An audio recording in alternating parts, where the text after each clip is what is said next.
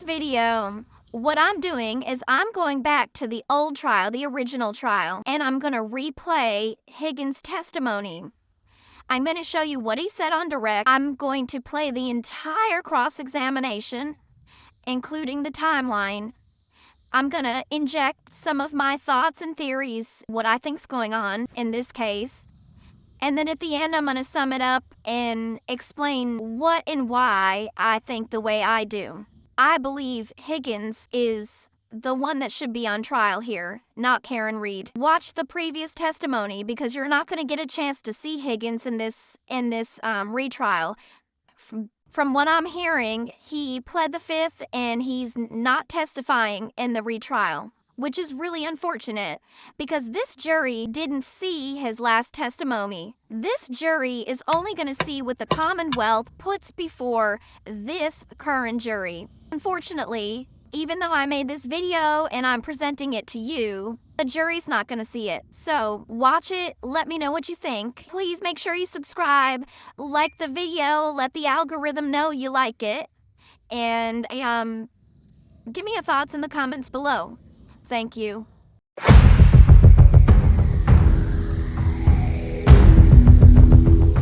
Now you drove from the waterfall to Fairview Road. About how long a drive was that? Probably a few minutes. But the weather was, I remember when I came out, I put the wipers on. There was some snow on the ground, but it was the type of snow where the roadway was still black at the time, but because it was being driven on, but the sidewalk had a light coating. And you drive over to the home, and you mentioned that you beat Mr. Albert there. Is that correct? I did. And so, with regard to the home, when you get there, what did you do when you got there? Well, I was kind of being a smart ass, and I dropped the plow, and I did a little sweep of the driveway, and then I got out of the driveway because I didn't want to get blocked in, and I parked. And do you recall where you parked in relation to the house? I do, by the mailbox. And Mr. Higgins, do you recognize what's printed up on the screen there? I do. And what do you recognize that? 34 Fairview. Sorry, may I approach on? Yes. Mr. Higgins, I'm going to give you a laser pointer and just press that button there. So, Mr. Higgins, with that laser pointer now in hand, if you could direct the jury's attention to, if you see it in this photograph, where you parked your Jeep at. So the back end of the Jeep would have been right around the mailbox itself. Park the vehicle, and where is it that you go from there? Into the house. And when you get into the house, who, if anyone, is there, or who, if anyone, is coming in with you? So I might have been there, well, it was about the same time that Brian and Nicole showed up. I don't know if they entered before me or I entered after them. I entered the house. What I recollect is that Brian Albert Jr. is sitting kind of at the island or in the island area, and I believe he was flanked by at least one female, possibly two, one on each side. And either of those females, did you know them? Did you recognize them? Did you know who they were? I may have recognized one I've seen before, but I didn't know them. And just lastly, before we go back into the house, when you park, when you do the sort of plowing in the driveway and then parking, did you see Mr. Albert arrive at the house around that time? When I parked the Jeep? Yes. Well, yes. So I made the sweep, and as I could see the vehicle coming up, I made the sweep, got out of the way so he could park. So we had parked in the driveway around the time that you're parking on the street? Yes. And so when you come into the house and you see the people that you've described, where were they situated within the house? So I came through what I would call like a breezeway door. So there's a front door to the residence, there's the garages, and in between there is a like a breezeway door. I came in through there, and it's kind of like you're in the kitchen, and I think there's like an island, so to speak. You may be able to sit at it, and Brian Albert Jr. was right there, and again flanked by one, if not two, females. Now, at some point after your arrival, who, if anyone else, that you were familiar with came by the house? I believe it was Jen and Matt McCabe. you know about how long it was after you arrived that they arrived? No, I don't know. I mean, I don't think it was much longer. People started, float in at that point. And beyond sort of the kitchen area that you were describing before, where else did you go within the house that night? At one point, briefly, Brian Albert showed me some photographs, family. I believe primarily it might have been of his son who had recently been in the Marine Corps. Gone into, I should say. Now, this period that you're talking about in the other room, about how long a period was that? It was brief. And beyond yourself and Mr. Albert, was there anyone else from the group that you described that was in the room at the same time as you and Mr. Albert? I don't think so. I think Nicole may have popped in for a second, but I'm not 100% positive on that. Do you know approximately what time you left the house on Fairview that evening? I'd guesstimate it was anywhere between 12:30 and 1 o'clock, but I'm not 100% positive. So relatively short period of time, is that correct? It was a short period of time. I knew kind of from the onset when I got in there, it probably wasn't going to be a long time because I'm not a beer drinker and that's what they had. So I was probably one of the first people to leave.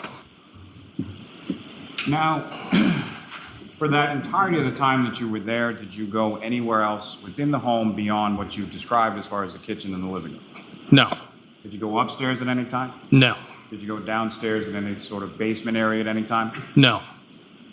And when you exited the home, do you recall which of the two doors that you described that you would have exited from? The same door I came in, the breezeway. Now, during the time that you were there, similar to what I asked about the waterfall, how would you describe sort of the mood or demeanor within the home? It was fine. I mean, everybody was happy.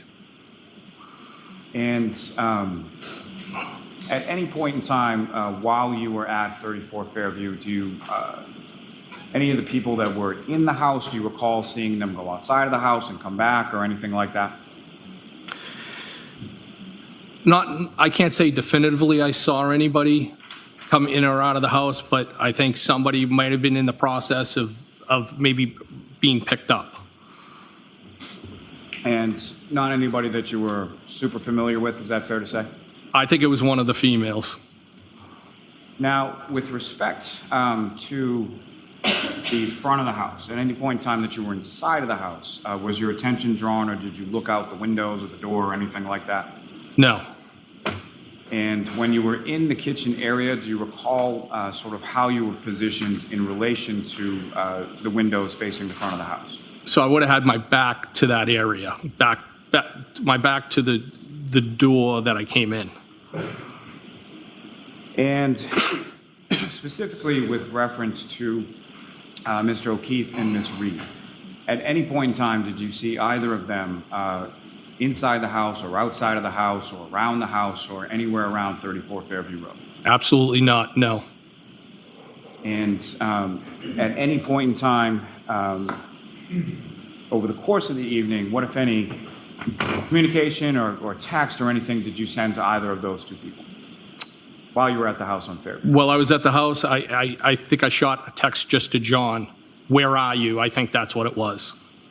And if you recall, did you ever get a response to that text? No, there was no response.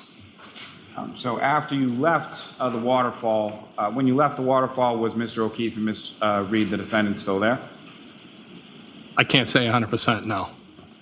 But after you left the waterfall, at any point in time, did you speak to, text with, or communicate in any way, shape, or form, or see in any way, shape, or form either Mr. O'Keefe or Ms. Reed? Well, again, the only person I shot the text to while I was at the house was John, but after I left the waterfall, I never saw John O'Keefe or the defendant again. Now, when you left from the residence, and again, you're not sure what time that was? Between 12:30 and 1 o'clock. And do you recall who amongst the group was still at the house at the time you left? I think I was probably the first person to leave. So all of the other people that you've described would have still been in the house when you exited from the house? Yes. Now, you indicated earlier that you're familiar with Mr. Albert and his family to some extent, correct? Yes. You've been to his house for a graduation party for his twins, correct? Yes. Through that, at any point in time prior to this date, did you become aware or familiar with Brian Albert's nephew, Colin Albert? I know the name, and I know that he is one of the sons of Chris Albert. You familiar with what he looks like? If he walked in here right now, I wouldn't know. You would not know? No. And beyond the people that you've described as far as seeing at 34 Fairview Road, fair to say you don't recall anybody being introduced or identified as Colin Albert? No. Now, you exit from the home through the breezeway door and go over to your vehicle, is that right? Yes. And from the time that you would enter the home to the time now that you're exiting from the home, what, if any, change did you note as far as the weather intermittently? Just that the weather was getting worse. The snow was picking up. And as far as the accumulation that you had described before, as far as you could still see the blacktop and all that when you left the waterfall, what was it like when you came out of the house? Again, I think that the streets that weren't being traveled, there was snow on them. There was coverage. And as far as the front lawn area of the house at 34 Fairview Road, what, if any, observations did you make of that? Can you rephrase that? Sure. As far as the snow was concerned, was Yes. the snow sticking to or was it accumulating on the lawn as well? I believe so. I mean, when I walked from the breezeway to the Jeep, there was snow on the ground. Now, the front yard area of the house, is that something that you were looking at with any particularity or taking note of as you were walking your Jeep down the driveway? No, it was a long day. We had been on the road. I just was looking to get home. And as far as height is concerned for that plow, if you were to lift it all the way to the top, what, if any, impact would that have with reference to your line of sight or visibility through the windshield? 0. So even if it's raised all the way as far as it can go, you can still see over the top of the blade? Yeah, if it comes even with the hood of the Jeep, I'd be surprised. So you pull forward a couple of feet, and then you lift it. About how high did you lift it when you stop and then lift up? Probably like a foot or two. And as far as following that, you pull away from the house, is that right? Correct. And as you're pulling away from the house, where is your attention drawn, or what, if anything, did you see as far as when you're pulling away from the house? Wasn't drawn to anything. I just drove away. And when you drove away, again, during that process, did you see anything outside of the house that drew concern or your attention or anything like that? No. Now, as far as when you get out to your vehicle and you're driving away, were there any other vehicles on the street that you saw in the area of the residence at 34 Fairview? I didn't see any. And do you recall whether or not there were any tire tracks in the snow or anything that you saw when you came out to the vehicle, if you recall? I do not recall. Now, you leave the residence at 34 Fairview, and where did you go from there? I went back to the Canton Police. And why was it that you went back to the Canton Police Station? Well, we had traveled down for the services for those police officers, and we anticipated staying the following day. I think I had said that we left a day earlier. So I had left a key to the surveillance vehicle on top of my desk so that somebody could move the vehicle, because a lot of times Chief Berkowitz would get after me. As a courtesy, I was parking vehicles there, sometimes my personal, but primarily my work vehicles. And one thing he asked me, just leave the vehicles in the middle of the parking lot so that snow could be cleared. So the reason for heading back there was to move those vehicles, because if I didn't do it then, I would have had to get up early and do it. And I also know they plow through the night, so that would be the reason for heading back. Before we get a little more into that, as far as the funeral that you went to, were these people that you knew or had met or were familiar with? No. So you get back to the police station, and with regard to the Canton Police Station, what, if any, access did you have to the Canton PD, and sort of how did you facilitate that? So I would describe it as a proxy card. The doors have card readers. Generally in the parking lot, when you come into the police station, you drive in, Sally ports are off to your right-hand side.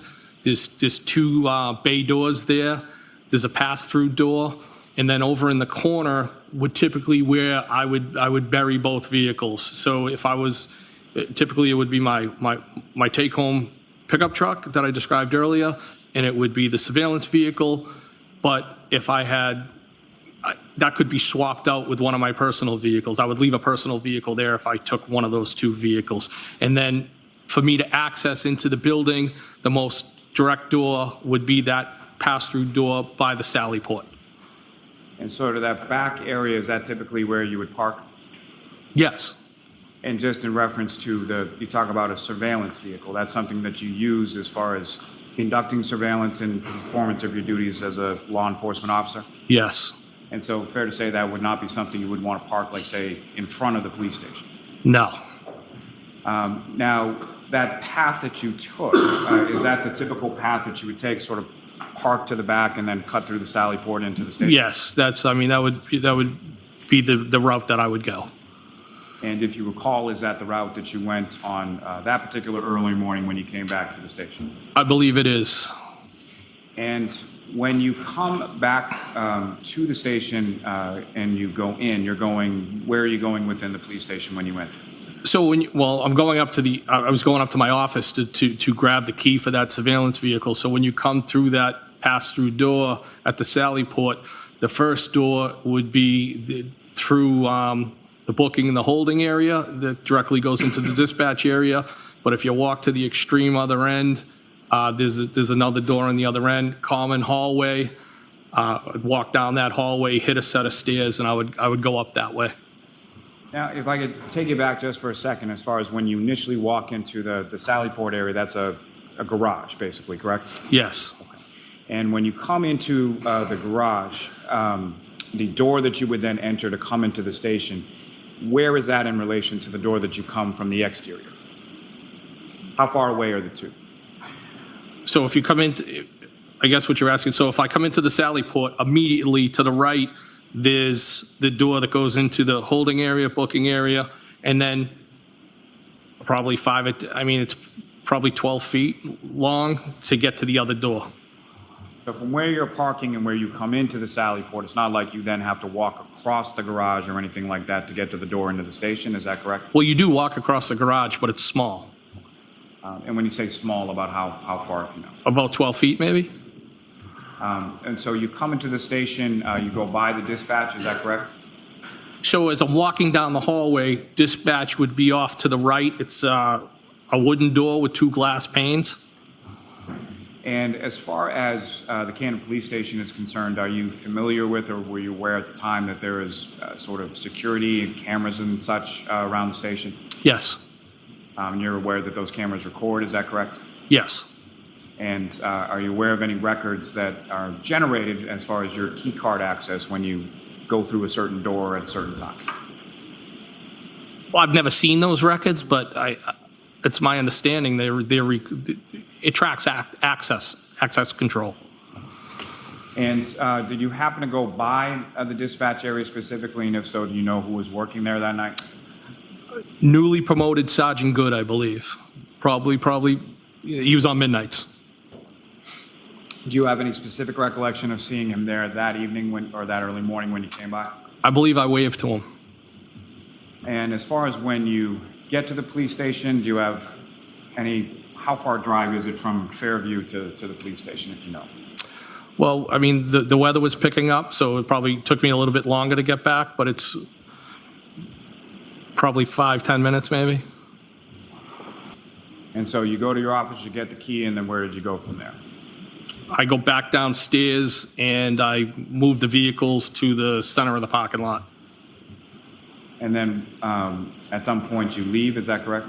Yes. Do you know about how long it was after you moved the vehicles around that you left Canton PD? Not long, but I'd be guessing if I gave you a time.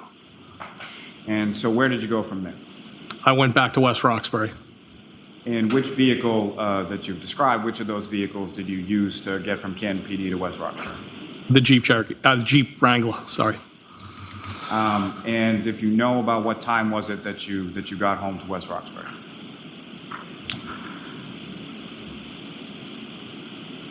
Could have been somewhere around 20 or 2. I'm not 100% positive. So sometime between 1:30 and 2 a.m., is that roughly around? Yes. And when you get home, now after you fall asleep at some point later on that morning or something, you wake up obviously at some period, correct? Yes. And do you recall what it was that awoke you on that morning? I mean, for lack of better words, my phone, both my work and my personal phones were blowing up. They were going off. And if you know about what time in the morning was that occurred? Probably around 6:30-ish. And who, if anyone, as far as you look at your phones, and who, if anyone, was blowing up your phone, or who was calling you at that? Well, I think first it was Chief Berkowitz, and then Brian Albert. And you mentioned first it was Chief Berkowitz. Did you answer the chief's call at that time? No. And was that abnormal for the chief to be calling you at that time of day? No, he's an early riser, and typically when he was working, again, we also had a friendship. He would call in the morning, kind of like checking in with each other. So I just kind of blew, like, why are you calling me this early? Kind of just blew it off. But then when I saw Brian Albert calling me, like, that kind of caused me some concern, because I'm like, why is he calling me? He was out with me all day yesterday. We both had the same long day, and I was concerned at that point. And so you answer the phone from Mr. Albert, is that correct? Yes. And what, if anything, did you learn from him, or what, if anything, did he tell you? Objection. I'm going to sustain the objection at this point. So you receive a call from him and you have some sort of conversation, correct? Yes. Now, prior to that, from the time that you got home to the time that you answered this call from Brian Albert, do you recall having any phone calls or conversations with anybody during that time period? No. And specifically, did you talk to Brian Albert on the phone at any point between the time you left his home and the time that you woke up the next morning to his phone call? No, I did not. Now, the previous day, over the course of it, we're all waking up in New York and then driving home and going to the hillside and going to the waterfall and going to Mr. Albert's house. Had you and Mr. Albert communicated via cell phone, whether it be text or phone call, at any point in time during the course of that day? You mean the day before? Yes. Yes. So he was fairly recent in your contacts, is that correct? Yes. And so as far as that phone call that you received from Mr. Albert, based on whatever information that you learned from that, what did you do then? I got dressed and went right over to the house at 34 Fairview. And when you left your house in West Roxbury and went back to 34 Fairview, what were you driving at that point? I was still in the Jeep Wrangler. And if you know about what time or so was it that you arrived back at 34 Fairview late that morning? Maybe a little after 7. And when you arrived there, what, if anything, did you see? I mean, I just went into the house. As far as outside of the house, when you arrived there, what, if anything, did you see outside of the house? I don't recall. Maybe a police car. I don't remember. Now, with regard to starting with the weather, when you woke up and you were driving back to 34 Fairview, what was the weather like at that point in reference to when you had gotten home to West Roxbury the night before? It was real bad. And as far as when you get to the house at 34 Fairview, sometime around 7 a.m. or so, where is it that you parked in relation to the home at that point? I might have went in the driveway. I don't remember specifically where I parked. And as far as other vehicles there, how many other vehicles, were there more or less vehicles there that morning than there were when you were there the night before? I couldn't say definitively. And when you come into the house, who, if anyone, is it that you see inside the house when you get there?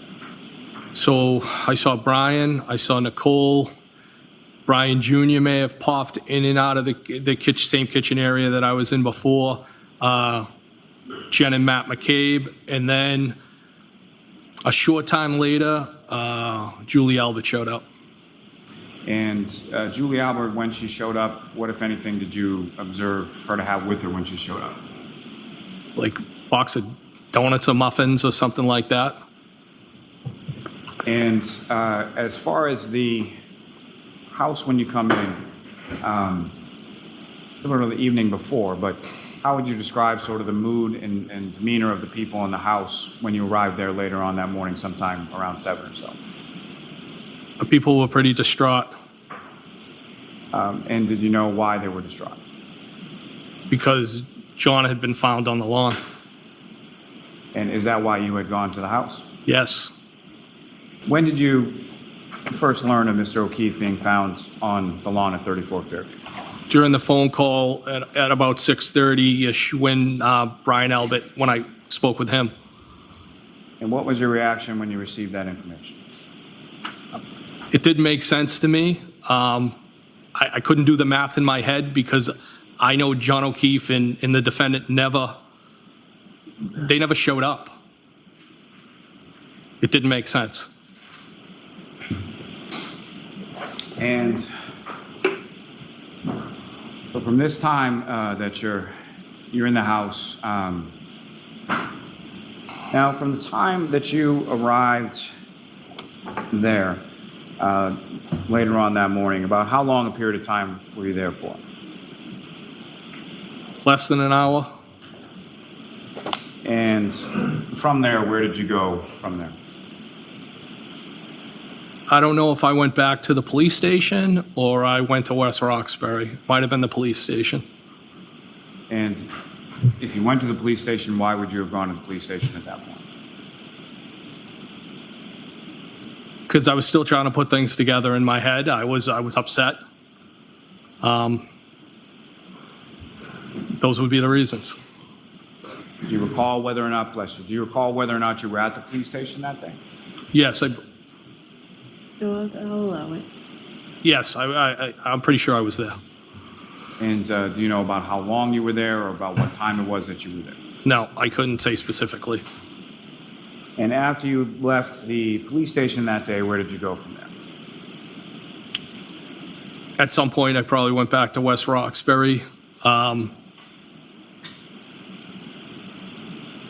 I don't specifically remember. Now, again, from when you went, maybe a fairly simple question, but as far as you drove the Jeep Wrangler from West Roxbury back to Fairview Road that morning, correct? Yes, And then you drove that Jeep Wrangler from Fairview Road to the Canton Police Station at some point during the day? I believe I was in that vehicle all day. Now, when you met with him on this day, do you recall specifically what day it was? No, If I said February 3rd, would that sound about right, or if you know? I would say in that area. And when you met with them, you had a conversation with them or an interview in regard to what had transpired on the 28th and 29th, correct? Yes. And following sort of the substance of that interview, what, if anything, did you provide the troopers with? I provided them with text messages that I had exchanged and had on my phone with John O'Keefe and text messages that I had exchanged with the defendant. And how did you, in what sort of format did you provide those text messages to the troopers? Well, they were copies, and I believe that the format would be, the way to categorize it, screenshots. And how is it that you sort of generated these from your phone? I consulted a coworker, who's also a friend, and he has the training with the cell phones. I told him I wanted to provide these to the state police. You know, what is the best way that I can get them off my phone and provide them to law enforcement? And why was it that you felt it was important, or why is it that you wanted to share those with the troopers? Well, I thought it was important because I've had communication with the both of them, and I wanted to be fully transparent. Now, with reference to either or both of those communications with Mr. O'Keefe and Ms. Reed, the material that you provided to the troopers, what, if anything, did you do to that material before giving it to them? Nothing. So as far as the material or the text that you provided to the troopers, that was what was on your phone? Yes. There was no deletions, no excising any material, nothing like that before you gave it to the troopers? No. Exactly what was on my phone, I provided to them. And specifically, as you were providing it to them or shortly thereafter, did you have a conversation with Sergeant Buchanan in reference to that very topic? If you recall. No, I don't recall. Do you recall him asking you anything about, as far as if this was the entirety of what you had provided? Oh, so I think during the actual interview, he specifically asked me, are these, I would say in sum and substance, he said, you know, is this an accurate representation? Has anything been deleted? And I said, no. I mean, as with respects to the text with the defendant, from the first time that she reached out to me and texted me, nothing had been deleted. As far as John's text string, we might have had older text strings that were deleted, but that was what I gave him, what I gave the troopers was exactly when I captured everything is exactly, it is what it is. Everything that was on those phones was provided. Nothing was deleted. And as far as when you provided these text communications to the troopers, was that something that they had asked for, or was that something that you volunteered? I volunteered that to them. And upon them sort of receiving them from you, did they have further questions beyond what they had already asked you based on what you provided? I believe they got into other specific questions, specifically in relation to John O'Keefe and the defendant, as far as intimacy and things like that. There was more detailed questions that followed. Does that look like a fair representation of what you're looking at, the last page of that series of texts? Yes. At the very top, could you read what you write in the blue bubbles starting at the top? Ha ha, stranger, stranger. And then what was the response from Miss Reed? Hey, I was at the Hilly all weekend. And what did you respond at that point? I have not heard from you. And by the way, if you look at the next date down, what's the date underneath I have not heard from you? The 23rd. So this would have preceded the 23rd, correct? Yes. Okay. Then on the 23rd, and by the way, after you texted, I have not heard from you, she did not respond, correct? She did not respond. Then on the 23rd, she did respond with phone works, correct? In the arrows, like both ways. Right. Yep. And then what did you text after that? I just said, thought you were all set. And how did she respond? She said, we're talking? No. That's all I have for that. Okay. Bring the lights back up.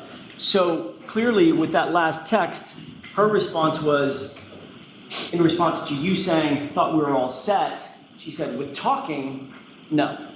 Correct? Yep. Yes. Did that indicate to you that with flirting, yes, we're all done? No, I didn't read anything into it. Okay. But you did read where she said, with talking, no, correct? Yes. And then you responded, how?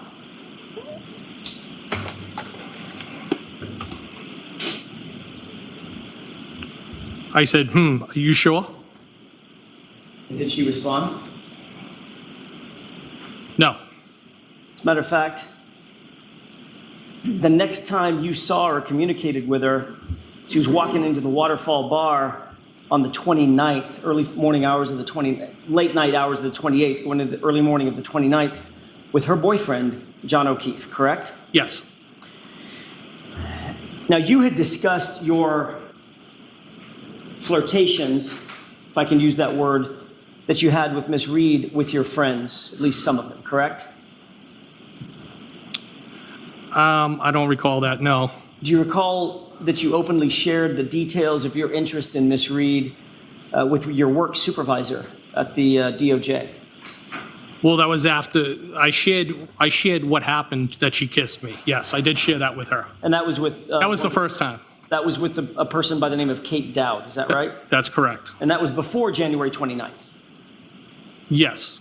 And that's because your interest in Karen Reed, whether you call it romantic or sexual or whatever, your interest was something that was at least occupying your mind at that point, correct? No. It was occupying your mind enough to share it with your boss. No, what I shared with my boss was the fact that she kissed me. That was it.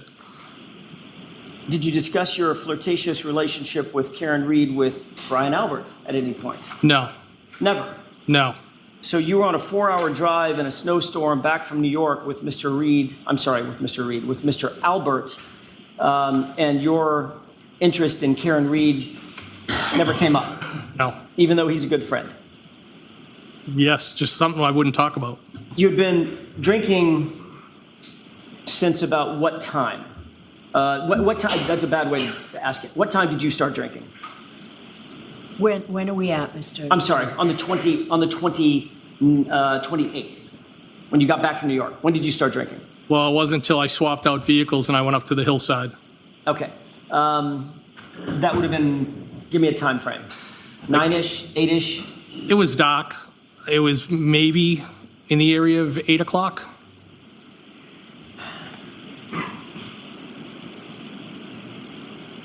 And what time do you think you got to Waterfall? I couldn't say. It was after the hillside. Before Brian Albert left Hillside, did he tell you that John O'Keefe had been invited over to meet them at the waterfall? No.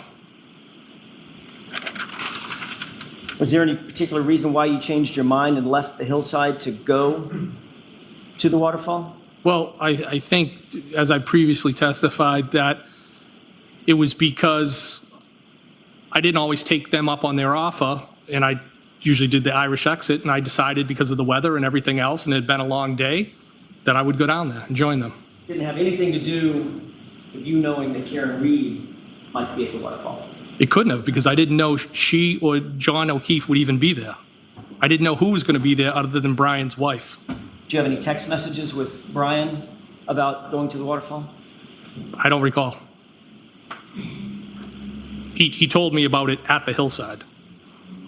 And once he got to the waterfall obviously before you did. He did, I think shortly before, yes. Any text communications between you and Brian Albert about who was at the waterfall or who was expected to come to the waterfall? No, not that I recall. Now, you've already indicated, and I don't think we need to go into a lot of detail about this, but I want to ask you just in general, the mood at the waterfall was good spirits, correct? It was great. Band was playing. You did not see any sort of tension between John and Karen? I did not. Nobody seemed overly intoxicated? No. I mean, you had several drinks before you even got to the waterfall, right? I think it was 3 to 4. Did you drink additionally at the waterfall? I did, yes. Did you drink whiskey or beer or what? Whiskey. Okay. How many do you think you had? I couldn't put a number on it. At least a couple. And ultimately, you left from there in your personal vehicle and drove over to, that's the Jeep, drove The Jeep, over to yes. the waterfall, correct? I drove over to the waterfall. I'm sorry. I was at the waterfall. Left the waterfall, drove over to 34 Fairview. I did, yes. When John walked in to the waterfall, were you already there? Yes.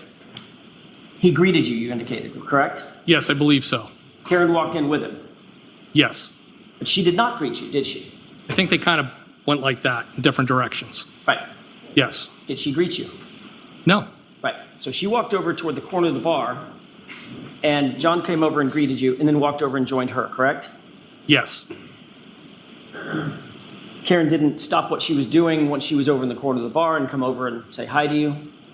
I didn't have any interaction with her that night, no. So safe to say that throughout that evening, once she was sidled up next to John O'Keefe or the friends that she was with, she never turned back around and came over and even acknowledged you, correct? That's correct. So she basically ignored you the entire evening. That's not how I interpret it, no. I didn't ask you how you interpreted it. I asked you what she did. Did she ignore you or did she pay attention to you? Objection. You can go ahead and answer that. Did she ignore you? No. So she paid attention to you. Came over and said hello, shook your hand, gave you a hug. Well, just because somebody didn't come over doesn't mean they ignored you. Did she do those three things? Hug, what was the other Did she thing? say hello, shake your hand, give you a hug? No, she did not. No, she didn't do any of those things, did she? No. It's like you didn't even exist. I think that's dramatic. No, I don't look at it that way. Did she ignore you or not? No, she did not ignore me. So what did she do to not ignore you? She was What's her interaction with you? Can I answer now? Sure. In my opinion, she was working the room, talking to people, saying hello, catching up. Right. The one person she didn't come over to talk to and say hello to and catch up with is you.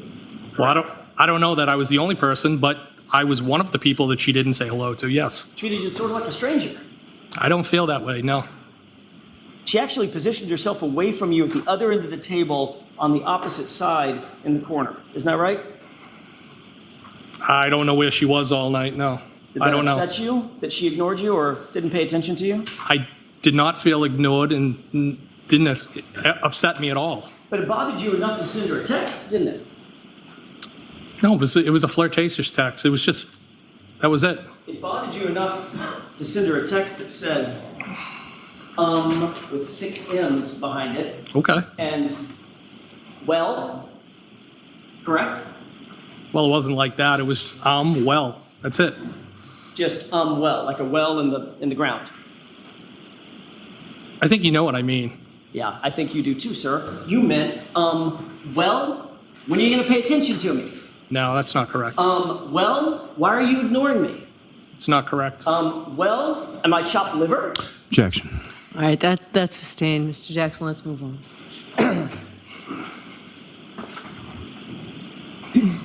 At the end of the night, the group basically discussed going back to Brian Albert's house. Is that right? There was discussion at the table of, like, were we going to go to the pizza shop or were we going to go somewhere else? And ultimately, it was 34 Fairview. Before you left, just so we're clear, when you texted, well, she ignored that text too, didn't she? Can you say that again? When you texted her, well, at Waterfall, she ignored that text too, correct? Well, that was the only text I sent that night to her, yes. Okay. She didn't respond. That wasn't my question. What, My question is she ignored the text, correct? well, I don't know if I don't know what her mindset was. If she purposely ignored the text or she didn't see it, I don't know. I didn't read into it. Did she ignore the text, Mr. Higgins? I don't know. Did she respond to the text? She did not respond. Got it.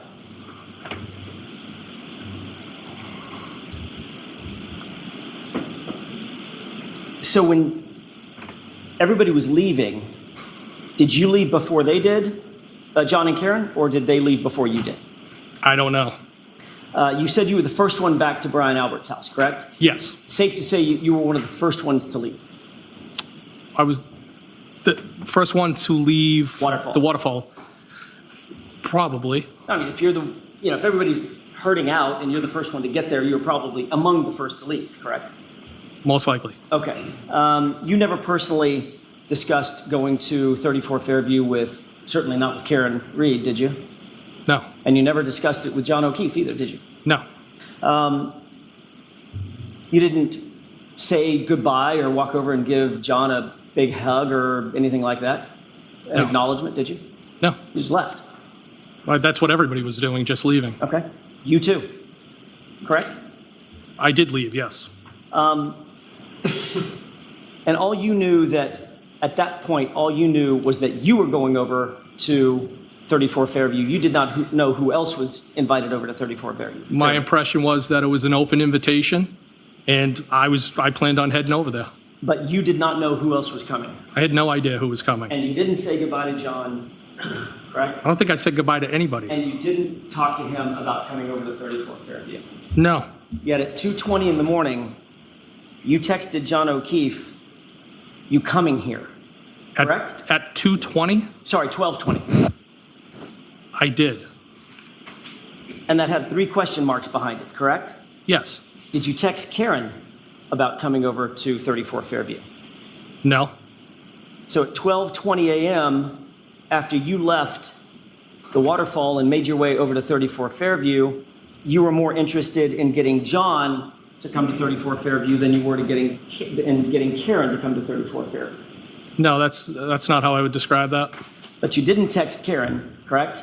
No, I didn't. But you did text John. Yes.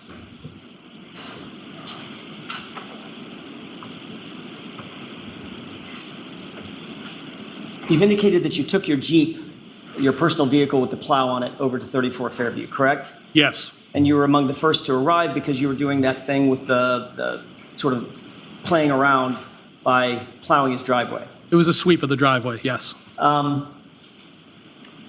then you indicated that you parked in front of the house, correct?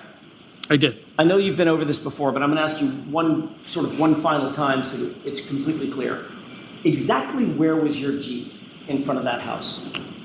By the mailbox. Okay. Can we have, with the court's permission, Exhibit 66? Okay. This is a graphic representation of 34 Fairview, not a photograph. Just to orient you, do you see what's depicted in Exhibit 66? Yes, Do you recognize it? I do. Do you see the mailbox, which is about right there? Yes. Okay. Where was your Jeep in relation to that mailbox? So the back end of the Jeep, the rear, would have been around equal with the mailbox, and I was not blocking the driveway. Okay, so you would have been about there, correct? If the right edge of that highlight is the mailbox being right there, you would have been about right there on the street, correct? Well, that would have been the front of the Jeep. Where your laser pointer is, it would be the front, Okay, so the front of the Jeep is facing the flagpole, towards Chapman Street, correct. and the rear of the Jeep was basically even with the mailbox strut or stanchion. It was definitely past the driveway, yes. Okay.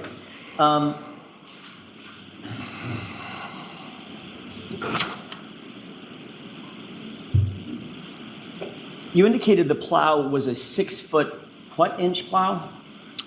I think it was a 6'8", 6 foot, 6'8", meaning the width. meaning the width, yes. How deep is that plow? How deep? Like, 2 feet, 3 feet, 6 inches? I mean, it's probably a few inches. Okay, It's light duty. It's on a Jeep. okay. And it's obviously curved and canted Curved. to the right? No, it wasn't canted at all. It was straight down.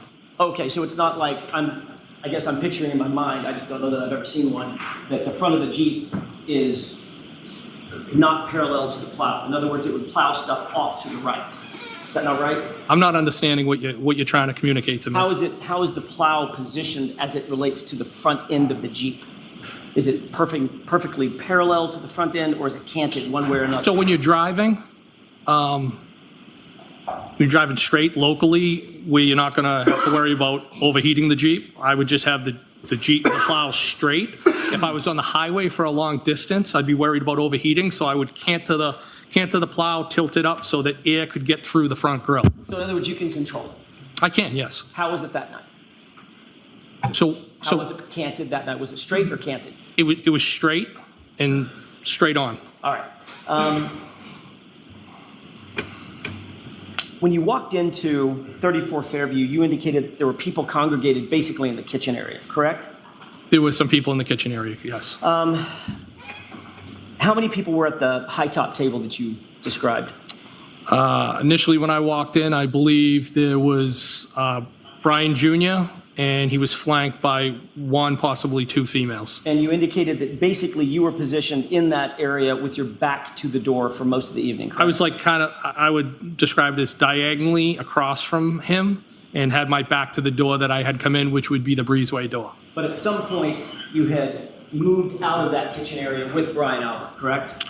Well, I briefly went and looked at some photos. Right. So you moved out of that area with Brian Albert alone to go to a different room. Yes, and I think his wife, Nicole, might have popped in the room for a second, but it was brief. Did you have anything to drink while you were at 34 Fairview? Well, when I got there, they didn't have any whiskey. I believe they might have put a beer or something else in front of me, and I knew it was going to be a short night there because I just wasn't going to. I'm not a beer drinker. The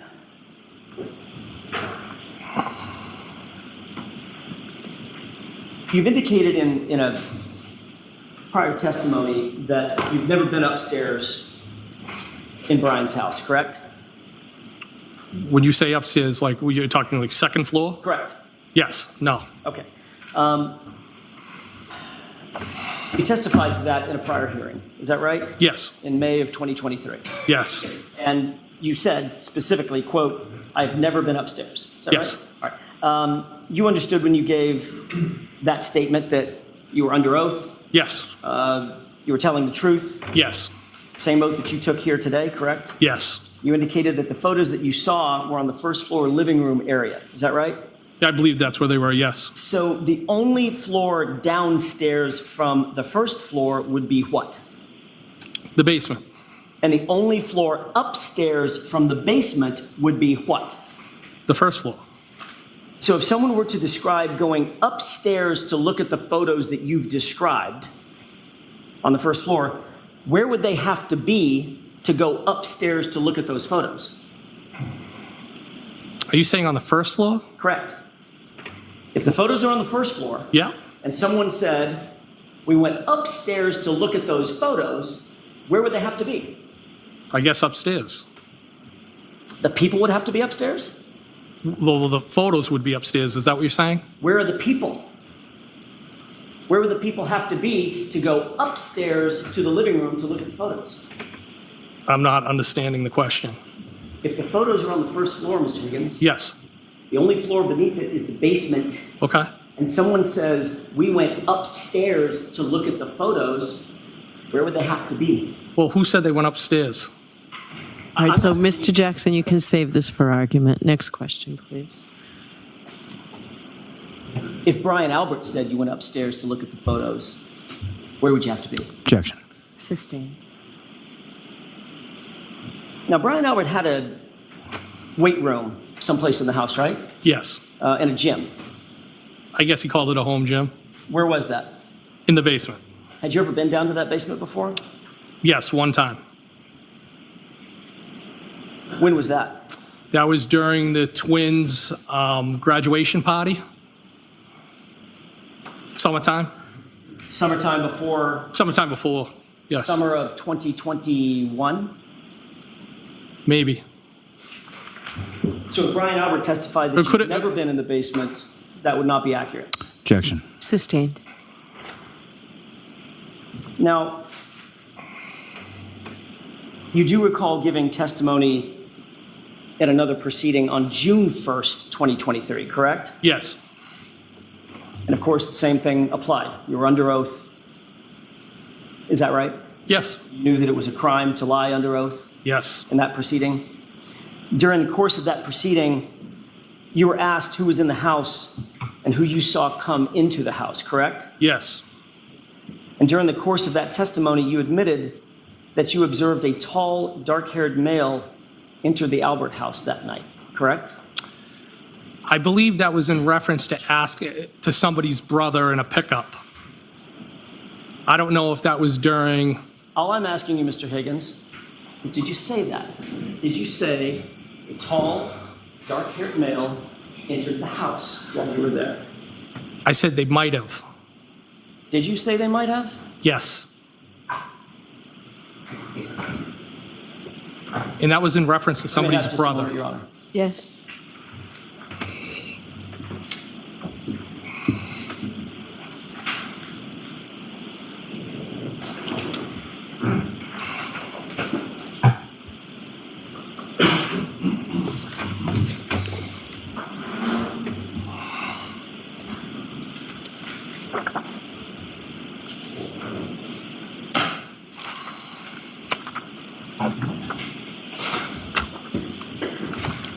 Isn't it true that you indicated that a male showed up who may have been Julie Nagel's brother, correct?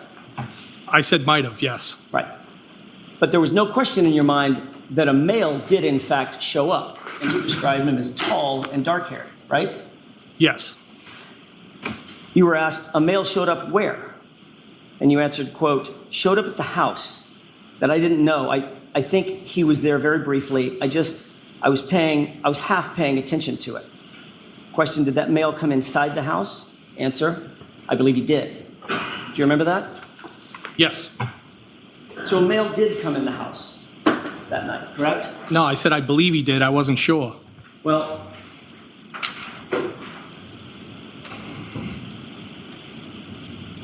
when you testified at the prior hearing, you were asked, so you saw someone else come? Question. Answer, somebody else. Yes. End quote. That's what you testified to under oath, wasn't it? Is that in reference to that? What page are you on, Mr. Jackson? Page 485, 486, I believe. Yes. If I may, can I approach? Yes.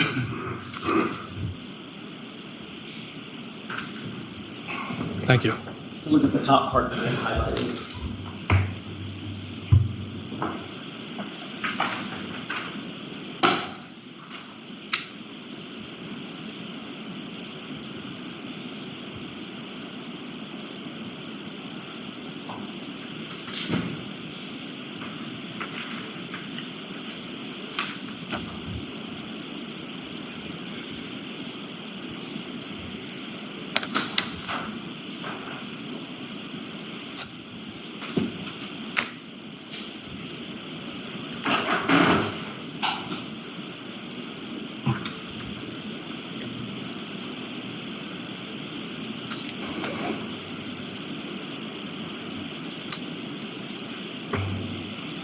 Mr. Higgins, do you have that in mind?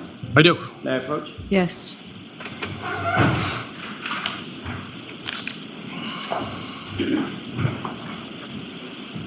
You were asked the question, quote, did that male come inside the house? You answered, I believe he did. Question, so you saw someone else come? Answer, somebody else. Yes.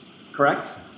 Yes, but I also said that I wasn't paying Mr. Higgins, attention. I realize that you want to explain your answer. I've asked you a very simple question. Was that your testimony in front of another proceeding? Yes, it was. At another proceeding, which you were under oath? Yes, it was. Okay. You also said that you only remember seeing that person come in briefly. And it looked like he was having a conversation with the two girls, briefly, correct? Yes. You were asked how long was the person in there roughly, and you said it was quick. Less than a couple of minutes. I mean, it was quick, correct? Yes. And then you were asked what he looked like, and you said, I feel like they were a little bit taller. They had dark hair, correct? Yes. So you testified that a tall, dark-haired male came into the house, at least briefly, in your testimony, correct? Yes. Approximately when in the timeline of events did that unidentified male enter the residence? I don't know the time frame. It would have been while I was there. When you gave your statement to the Massachusetts State Police, you didn't tell them about a tall, dark-haired male coming into the residence at 34 Fairview, did you, on February 3rd? I don't recall. You were specifically asked by ADA Lally when you testified before the state court grand jury on April 28th, 2022, who else was present, correct? Yes. And you never mentioned a tall, dark-haired male coming into the house, did you? No. However, on June 1st, 2023, at this other proceeding, you were specifically instructed at the start of your testimony that it was a crime to give materially false statements in that proceeding, correct? Yes. And that's the proceeding in which you admitted that there was a tall, dark-haired male who came in the house. Yes or no? Yes or no? It was that proceeding. Can you answer that, yes or no? No, I can't, Your Honor. Next question, Mr. Jackson. The quotations or the quotes that I just read you and that you just looked at, Yes. that was from the June 1, 2023 hearing, wasn't it? I don't know.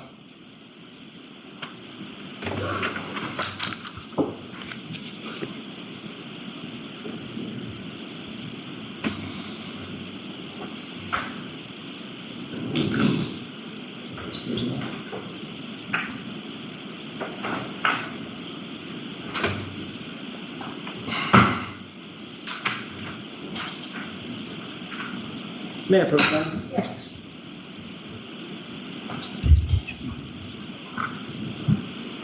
That's what was just read, and that's another page. Just take a look at that page and see if you see a date on it, the first page. I see it, yes. May I approach? Yes. What's the date, sir? June 1st? 2023? Yes. How long did you stay at the Albert residence in total? Like, from the time you got there till the time you left? Maybe like a half hour, less than an hour.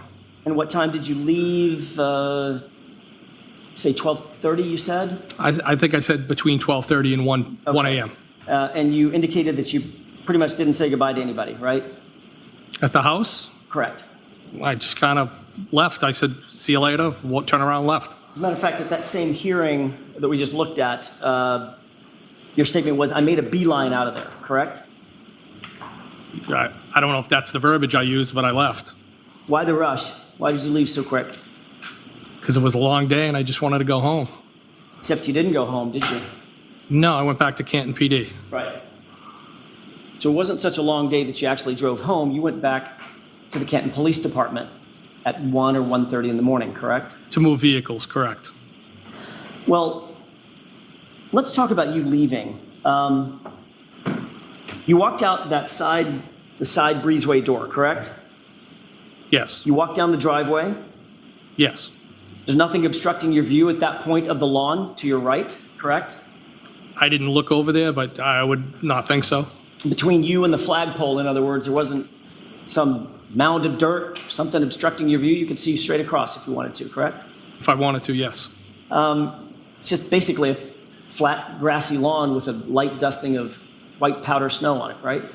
I don't know how much snow was, but there was snow there. Yeah, you indicated that it wasn't even enough to stick to the pavement at that point. Well, that's when I got there, yes. Well, you only stayed less than an hour, right? That's correct. So I'm assuming it didn't dump 3 feet in an hour, correct? I think we can both agree that it's not it wouldn't have been 3 feet, no. Right, so it would have been a light dusting of snow. More snow than there was there.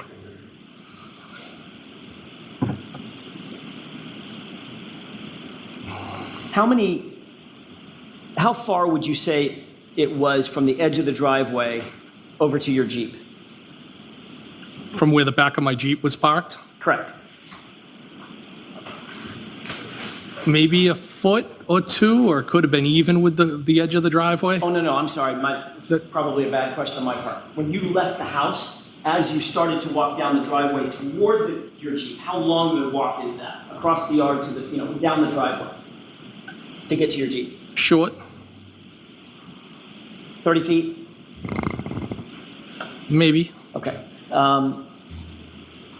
During the course of you walking out the door, heading to your Jeep, you didn't see anything out of the ordinary in the yard, correct? No, You certainly didn't see a body in the yard. of course not. Now, you get in your car, and it's facing directly toward the flagpole, correct? It's facing directly up the street. The flagpole would be off to the 1 o'clock. Right. So just a few degrees off to the right, the flagpole is, correct? It's off to the right. Just a few degrees. I don't know how many degrees, but it's off to the right. Well, you just said 1 o'clock. You're a Yes. former military guy, right? I am. Okay. 1 o'clock means 1 o'clock on a watch. 12 o'clock is due north, or right in front of you. 1 o'clock is just a few degrees to the right, correct? That's what you meant. At the 1 o'clock, yes. Okay. So you didn't see a body when you got in your Jeep. No, I did not. Then you turned the engine on, correct? And the wipers, yes. And the lights. Yes. And the lights lit up everything in front of you, correct? Yes. Still didn't see a body, did you? No, I did not. Sitting in the driver's seat, you put the car in gear and you begin to roll forward, right? Yes. But there was a plow on the ground that scraped for a foot, right? Yes. So you picked it back up, Yes. looked out the windshield to make sure the plow was situated, and continued to roll forward, correct? I knew it was up when I continued to drive. And as you continue to drive, you're looking ahead of you and probably to your left to make sure that there's no oncoming cars, right? Well, I knew there was no oncoming cars. I was just driving forward. Right, so your focus is directly in front of you, On the road, yes. and everything in your peripheral vision is right in front of you as well, correct? Yes. Nothing obstructing your view, I mean, other than snow on the car. nothing obstructing your view outside toward the lawn. Wasn't another car parked there. No, I didn't. There was no vehicles in front of me, no. It was the roadway was relatively empty, There was no cars. and you didn't see a body then either, did you? I did not. And as you drive past that flagpole with everything lit up and everything in your peripheral vision, you still didn't see a body on that lawn, did you? I did not.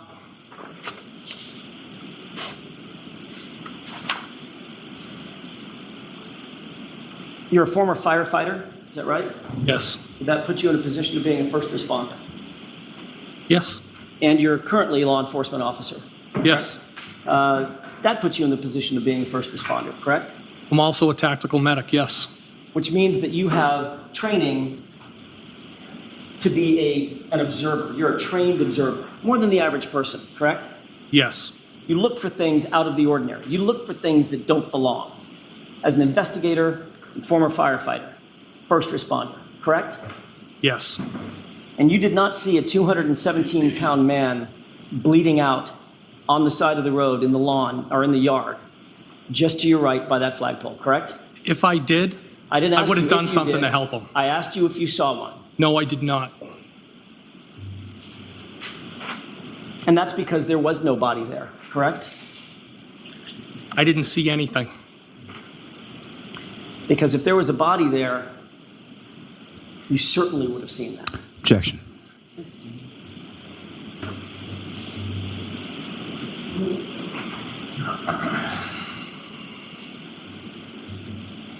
Where exactly did you go when you left 34 Fairview? I went back to the Canton Police Station. When you were asked that on direct examination, you said you weren't sure where you went when you left 34 Fairview, either home or to Canton PD. No, that's not what I testified to. Did something jog your memory about is- where you went? That is not what I testified to. That was in relation to where did I go after I left 34 Fairview the next morning.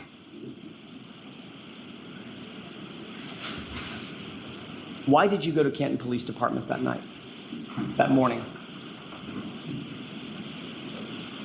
What's the question?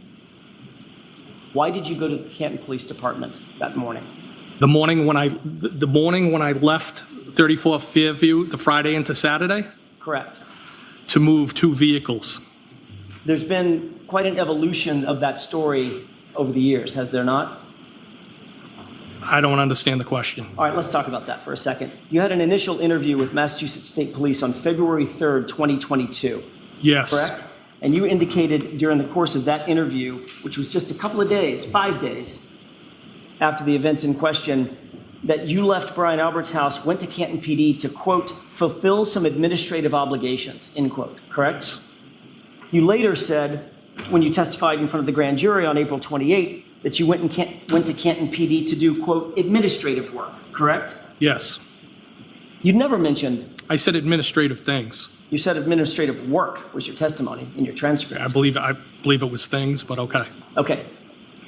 Can we agree, Mr. Higgins, that you didn't mention anything about moving cars around, correct? Well, that would be administrative. So when you say I went to Canton PD to do administrative work or administrative obligations, you meant moving your car, your personal vehicle? Yes. Okay. Although you didn't say that you were going there to move your personal vehicle, right? No, I said I didn't move my personal vehicle. I moved work vehicles. Or either one. You just traded off vehicles, moved them out of the way, right? I moved the purpose for going back there was to move 2 work vehicles. And the reality is you had gotten to Canton PD earlier in the afternoon and actually moved some other vehicles, traded vehicles, didn't you? I swapped vehicles out, that's correct. Right. And you left the vehicles that you now claim you had to go move exactly where they were, even though you knew a blizzard was coming, correct?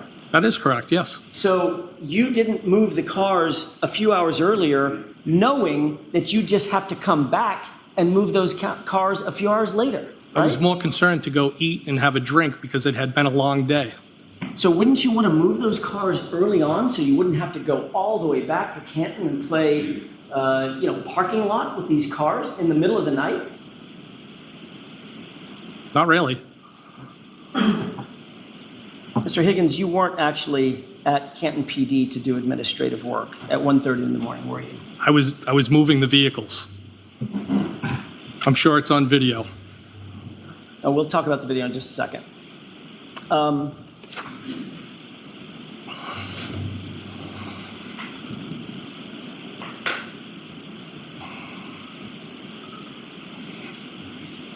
You entered the Canton Police Station through which door? I believe it was the door to the right of the Sally Port as you come in the main entrance. And you made note of who was on duty that night, correct? I didn't make note. I walked by, I saw somebody sitting in the control room, and then just went about my business. So you immediately knew that your friend, Officer Good, was working dispatch, right? Thank you. Mr. Higgins, if you went back to Canton PD at 1 o'clock, 1:30 in the morning, you would certainly be in a position to monitor anything that was happening at Canton PD at the time that at least you were there, correct? No. I mean, you would be inside the building, correct? Yes. With access to dispatch and anything else that was happening around that floor, that area, correct? I did not go into dispatch. You would have access to the interior of the police station at that time if you went back to Canton PD at 1:30 in the morning, correct? I'd have access. You could see if there was any activity going on, any calls, call-outs, things of that nature. I didn't have access to that, and I wasn't looking for it. Not that you were looking for it, Mr. Higgins. My question is more simple than that. You were able to monitor, you'd be in a position to monitor what was happening at the station around 1:30 in the morning when you were over there, correct? No. So, how long did it take you to get home from Canton PD? A little longer from after I moved the vehicles? Correct. I don't know. I mean, it could have been 15 minutes, it could have been 20 minutes. You live alone? I do. You did then? Yes. What did you do when you got home? I think I had something to eat, maybe a couple more drinks. Then you went to bed? Was either on the couch or in the bed watching the news. In any of the prior testimony that you've given in this case, have you ever indicated, ever, that you slept on the couch that night? I don't know. Well, you reviewed your testimony before you Well, testified. those would be the two options. Okay. I didn't ask you about your options. I asked you if you reviewed your testimony before you testified today. Yes. Okay. When you reviewed your testimony previous to coming in here today, did you ever testify that you slept on the couch that night? No, I slept in my bed, but I could have started somewhere else. Did you ever testify in the previous hearing that you started somewhere else? Not that I know. Did you ever mention a couch in any of your description about what you did when you went home that night? Not that I recall. As a matter of fact, what you did mention under questioning in a different hearing was that you may have gotten something to eat, you then went to bed, and put your stuff on the nightstand next to your bed, correct? That would be the routine, yes.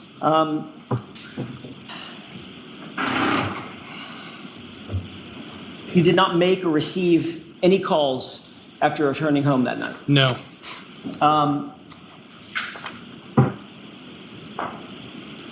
You were clear when you went to sleep in your prior testimony that you put both your work and your personal phone, you had two at the time, correct? Yes. A personal and a work cell phone, right? Yes. You put them both on your bedside table because that's what you do every night. Is that right? Most often, yes. As a matter of fact, you were asked whether or not you have a charging station, and you said, yeah, it's right on my bedside. I don't know that I don't have a charging station. Right, you said no, bedside. In other words, you keep your phone by your bedside, on your bedside table. Usually. You also testified that you did not use your phone that night to go on social media, correct? That's correct. You indicated that you don't go on, you didn't go on social media because you don't have social media. You don't use it that much. I don't. You said, I don't have the gram. I'm guessing that means Instagram, correct? That is correct. And you don't use Snapchat, and you, quote, don't do those things, correct? That's correct. All right, so you testified that the first call you received after returning home on the 29th was a call from Chief Berkowitz just before 7 a.m., which woke you up. Is that right? It was around 6:30-ish, I think. Okay. Your testimony previously was at some point before 7 a.m., that call was the one that woke you up. Yes. And it turns out, Mr. Higgins, that was a lie, wasn't it? No, it wasn't a lie. When you were asked that question at a previous hearing, you didn't know that the person questioning you had your phone records, did you? I assume they did. And you were thereafter confronted with those phone records, correct? I was asked about them, yes. And those phone records established that you and Brian Albert actually exchanged not one, but two phone calls at 2:22 a.m. that morning, at a time when you claimed you were in bed asleep, correct? I have no recollection of any phone calls. Take a look at those two documents and tell me if you recognize at least the top one. Do you recognize those? Yes. May I approach? Yes. Mr. Higgins, you see the document on the lower right. It has a page number, or there's a numeric indicator 01770. In other words, 1770 On the lower right-hand corner? in the right. I mean, in the red. Take a look at the one that's marked with the QQ. I see it. You've seen that document before, correct? I think I've seen it maybe on a screen, not in my hand. That was these were the records that were shown to you at a prior hearing. Yes. And you acknowledge that at least the one marked QQ is a record of your calls, correct? It has my name, my telephone number, correct. And it indicates that on January 29th, 2022, at 2:22 and 35 seconds, you received a call from Brian Albert, duration of 1 second, correct? Yes. In other words, Brian Albert called you at 2:22 and 35 seconds, but it looks like you missed the call, correct? I see the 1 second call, yes. There's a second call just below that. On the same date at 2:22 and 52 seconds from you to Brian Albert. Do you see that one? Yes. And the duration of that call is 22 seconds, correct? I see that, yes. So 17 seconds after you missed a call, according to these records, from Brian Albert, you called him back, and there was a call lasting 22 seconds. Is that right? That's what the records say. So the fact is, you were speaking to Brian Albert in the middle of the night, approximately 3 hours before Mr. O'Keefe's body was found in his yard, correct? No, that's not correct. And that was 5 minutes before 2:27 a.m. when there was a Google search for how long to die in the cold, correct? Objection. Sustained. And then, of course, you lied about that under oath in that prior proceeding by saying, I don't remember this phone call. Objection. Sustained. Did you, in fact, tell the truth at the prior proceeding when you said, I don't remember that phone call? I always tell the truth.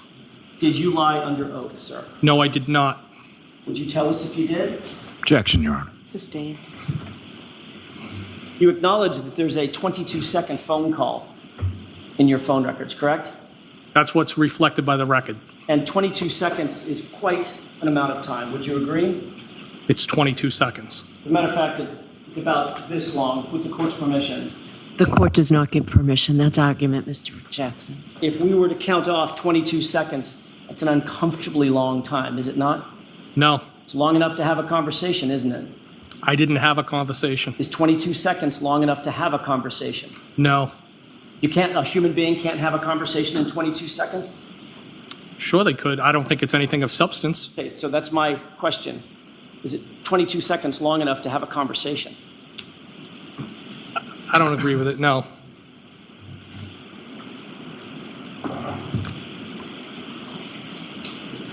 Now, when you were asked about this, and you were shown these records, that prior hearing, you had an explanation for what that 22-second call may have been, what the prior call may have been, correct? Yes. What was your explanation? Well, I used a phrase that people commonly used as a butt dial.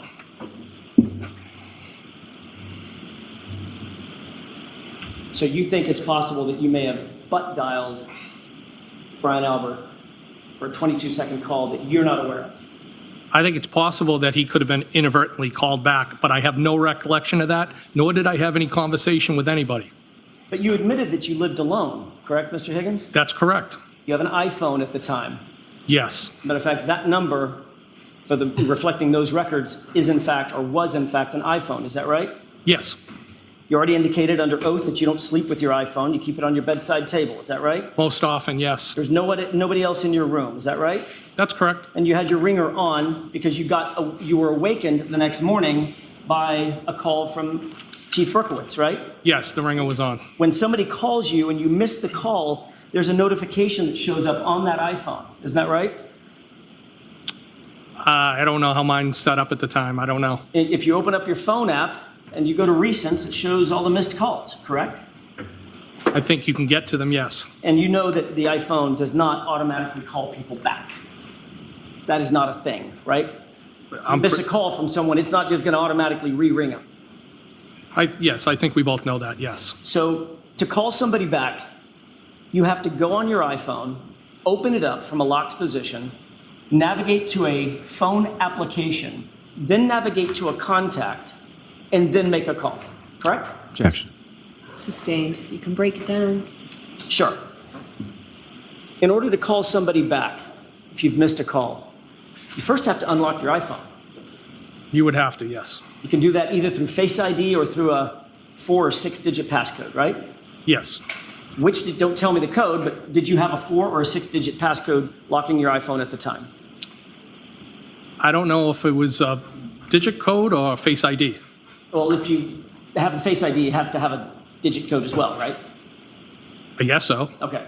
Did you open your phone with your Face ID or a multi-digit code? I have no recollection of answering the phone or calling anybody back. You also have to navigate, once the phone is unlocked, you have to navigate to the phone app, correct? I don't know necessarily if you unlocked it with your face, if it would be right there. I've never thought about it. Once you unlock that phone app, you have to manipulate the phone on the screen with your finger in order to make a call, correct?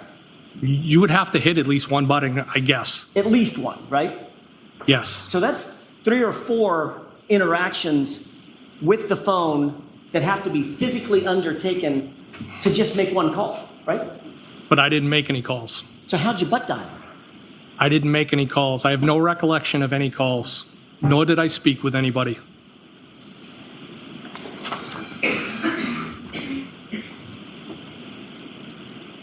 After you were shown these phone records at that prior hearing, in that hearing at least, you finally admitted that you did in fact call Brian Albert back, but this time you claimed the two of you just sort of sat in silence. Isn't that right? Objection. So I'm going to sustain it in that form. You can ask it appropriately, Mr. Jackson. Did you ever previously testify that you did in fact make the call, but you did not have a conversation during the course of the call? What I think I testified was something must have happened, but I didn't have any phone call. Do you remember being asked, quote, did you call him back, end quote, and you answered, yes. And then there was a question. There was a series of questions there. That's only a fragment of what I said. I'm not done yet, Mr. Higgins. Can you answer my question? Yes. To the question, did you call him back? Your answer was yes, correct? I think it was kind of I must have. Then you were asked, well, the answer was yes, and then there was a colloquy back and forth where you spoke over each other's words, right? It was dialogue back and forth about this whole thing, yes. May I approach? Yes.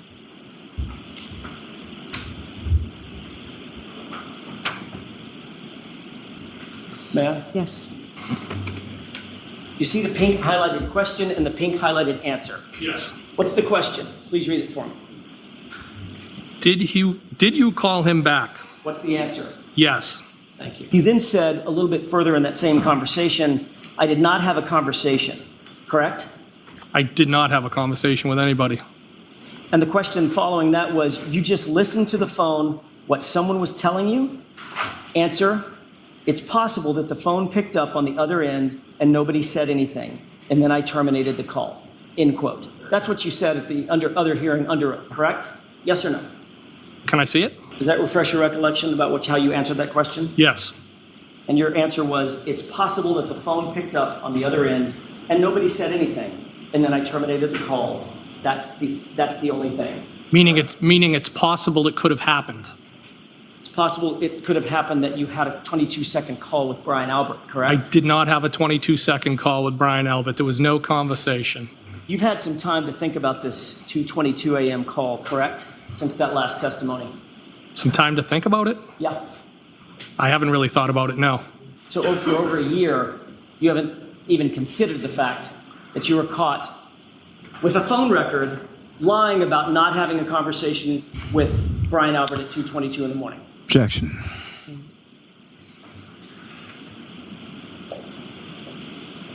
Mr. Higgins, what was so important that you and Brian Albert needed to discuss something at 2:22 in the morning? There was no discussion. I never talked to Brian Albert. Then why the 22-second phone call, sir? Objection. Sustained.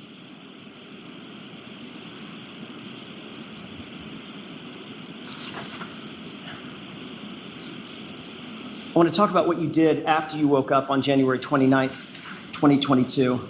That was obviously a memorable day in your mind, correct? It was a sad day. The very first person you spoke to after waking up was who? Well, I believe I said I got the call from Chief Berkowitz. That's not my question. Say that again? Who's the first person you spoke to on the phone that morning when you woke up? Brian Albert.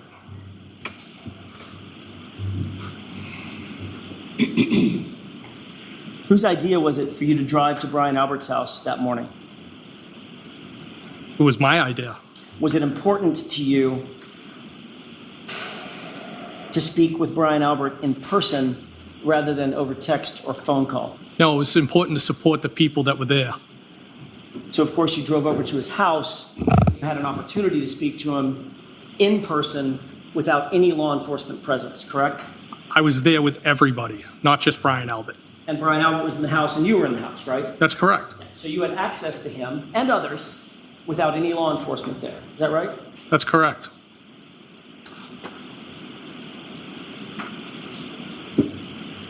As soon as you got off the phone with Brian Albert that morning, who did you call? At 7:22 a.m., if you recall. I think I might have called Chief Berkowitz back. So as soon as you got off the phone with Brian Albert, first thing in the morning, the next call you made was to Chief Berkowitz. Is that right? Yes, because he had called me first. Yes, I called him back. Did you request from Chief Berkowitz any information that he may have had concerning the investigation surrounding John O'Keefe being found at 34 Fairview that morning? No. Were you trying to see how much law enforcement knew right away? Absolutely. I didn't even know what happened. Were you trying to gather information about what happened so that you would know what happened? Objection. I'll allow it. No. What you were trying to do? No, Your Honor. What did Chief Berkowitz tell you about his knowledge of John O'Keefe's body being found just after 6 a.m.? Objection. Sustained. Did you tell Chief Berkowitz that you had been with John O'Keefe and you were at the crime scene the night before? Objection. Sustained. You can ask that differently. Did you inform Chief Berkowitz that you had been with John O'Keefe the night before? Objection. I'll allow it. I believe I may have told him at some point that I saw John at the waterfall. Did you tell Chief Berkowitz that you had been at 34 Fairview? I believe I did. Did you tell him that your vehicle was parked just feet away from where John's body was discovered? No, because I didn't know where he was discovered. Did you tell Chief Berkowitz that you and Brian Albert had had a call at 2:22 in the morning? Objection. Sustained. Did you tell Chief Berkowitz that you had been flirting with John O'Keefe's girlfriend in the weeks prior to his death? No. Did you ever tell Chief Berkowitz about the nature of your interest in Miss Reed? No, I don't believe so.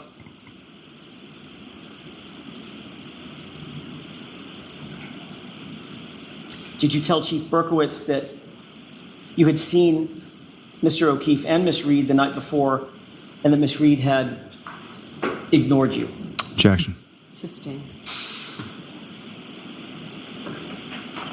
You can break that down, Mr. Jackson.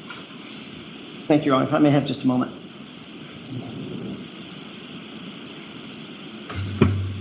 You indicated just a second ago that when I asked, did you tell Chief Berkowitz that your Jeep was parked just feet away from where John O'Keefe's body was found, you said, I have no idea where John O'Keefe's body was found, correct?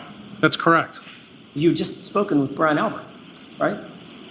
He said in front of the house. All he said was John O'Keefe was found in front of the house. He didn't say right outside on my front lawn. I believe he said he was found out in front of his house unresponsive. Okay. If he was out in front of his house, then you would know, because your Jeep was also parked out in front of his house, that your Jeep would just be feet away from him, correct? Objection. Sustained. Did you tell Chief Berkowitz that you had texted John O'Keefe to have him come over to 34 Fairview just hours before he was discovered dead in the yard? No. Did you think any of that was important when talking to the Chief of Police of the Canton Police Department? I'll let him have it. No, I didn't. There was no reason to tell him. You've been an investigator for some 15 years, and you were a firefighter for years before that, correct? Yes. You're very familiar with some of the tools that are used in conducting modern investigations, correct? Yes. You'd agree that searching electronic devices and phones is an incredibly important investigative tool that modern investigators use, correct? Objection. In that form, I'll sustain it. Are you aware that searching electronic devices is an important part of investigations? Objection. Are you aware of that, sir? Do you agree with that? I've utilized phone data during the course of my investigations at times, yes.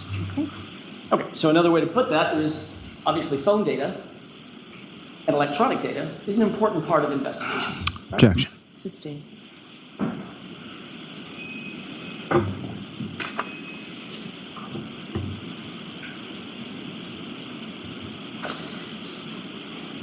What time do you believe you got to Brian Albert's house that morning after you received the phone calls and woke up? What time did you make your way back over to Brian Albert's house? Maybe around 7:15 in that area. Was there any law enforcement presence there when you arrived? I can't recall specifically. There could have been one police car. I'm not positive. Did any officer ever ask you to take a look at your vehicle? At what time? That time. But actually at any time. No, not to my knowledge, nobody from law enforcement associated with the investigation had ever asked to take a look at my vehicle. So they certainly didn't ask that day, correct? On the 20. What I'm saying is, to my knowledge, nobody has ever asked me that. Right. So that's my point. I'm just trying to break it down. You want to tell me every instance when somebody could have asked me? Correct. Okay. On the 29th, where you asked whether or not your vehicle could be searched. Searched or inspected? What do you mean? Either one. Well, I would consider a search the inside of the vehicle more so than the outside. I would consider the outside more of an inspection. I would have been happy to show them it. I'm sure you would have. I'm asking, did they ask? No. They didn't ask to search it, they didn't ask to inspect it. No. When you met with troopers, who was it that you met with on the 3rd of February? Trooper Proctor and Trooper Buchanan.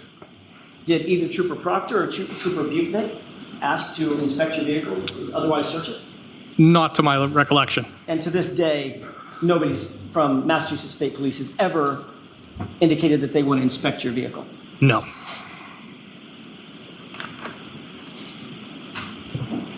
When you entered the house that morning, Brian Albert was there, Nicole Albert, Jen McCabe, Matt McCabe, Brian Albert Jr., and Julie Albert were all there. I'm sorry, had Julie Albert gotten there yet? She came after me. Okay, so at some point, all the people that I just ticked off, they were all inside the house, Brian right? Albert Jr., Nicole, Brian, Matt, and Jen.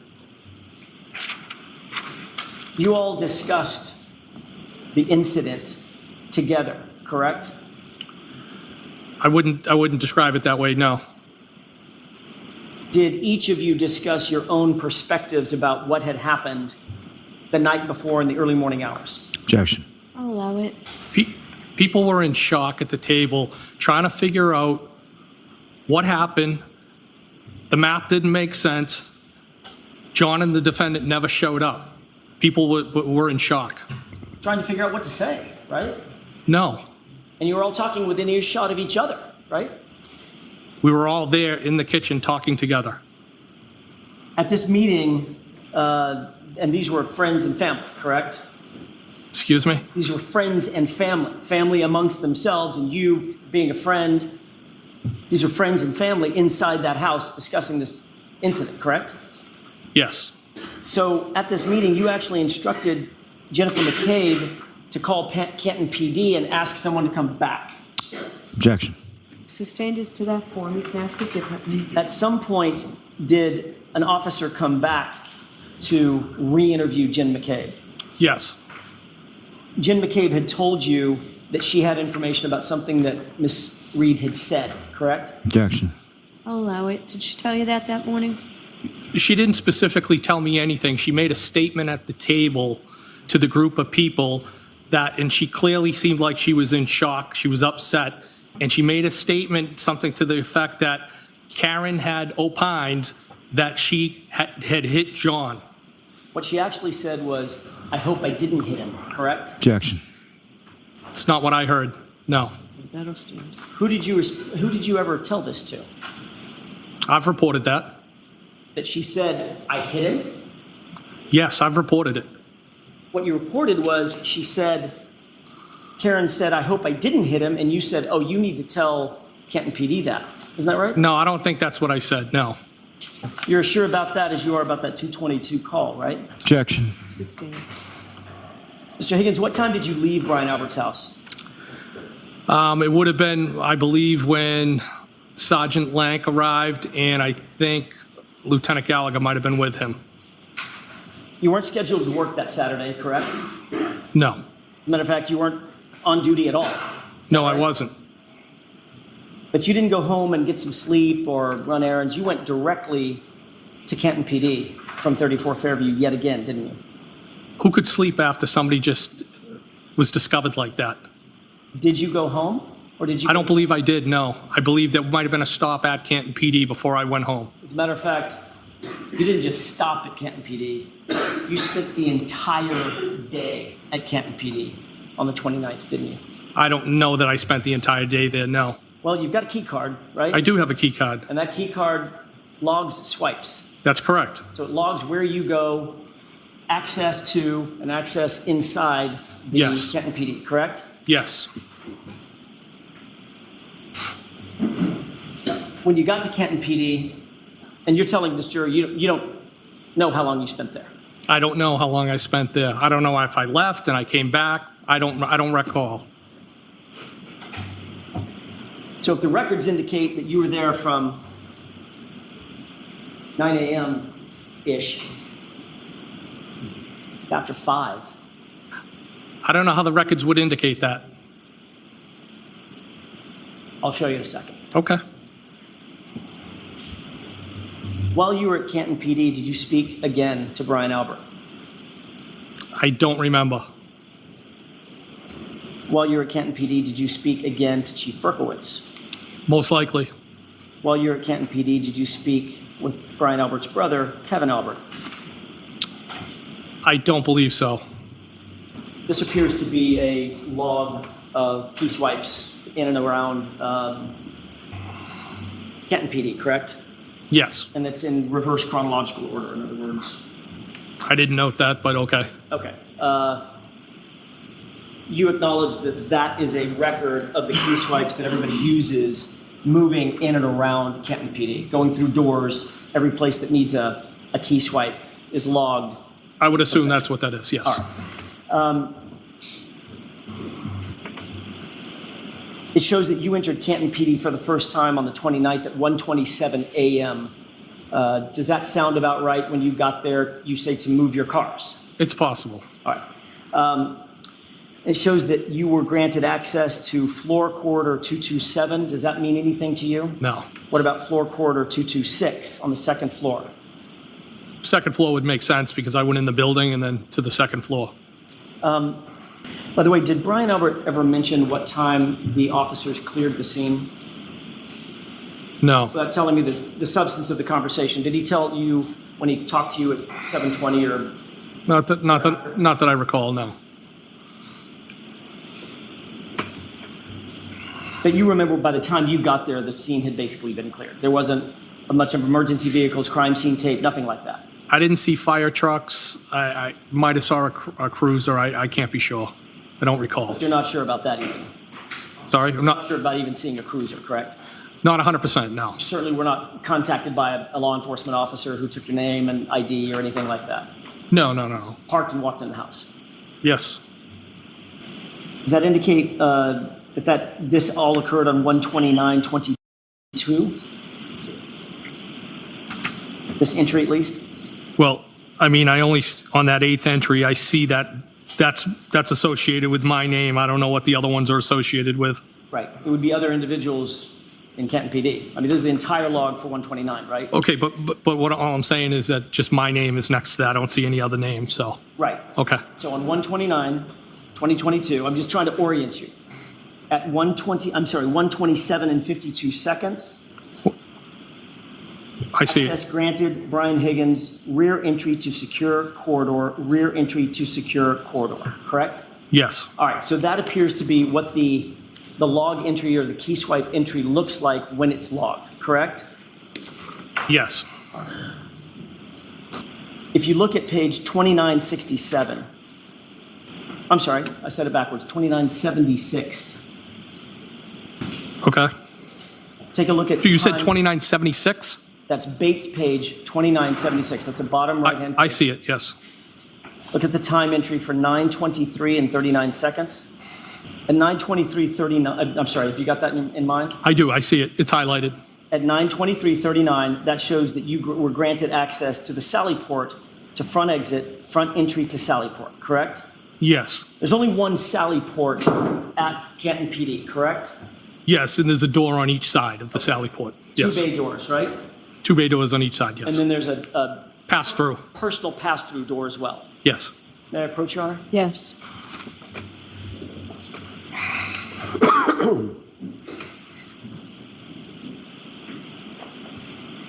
I want to try to speed this up just a bit because it's small print, reverse chronological order. On page 2976, there's also an entry, same page, should be right above that, 92350, showing that you were granted access from booking to Sally Port as well, correct?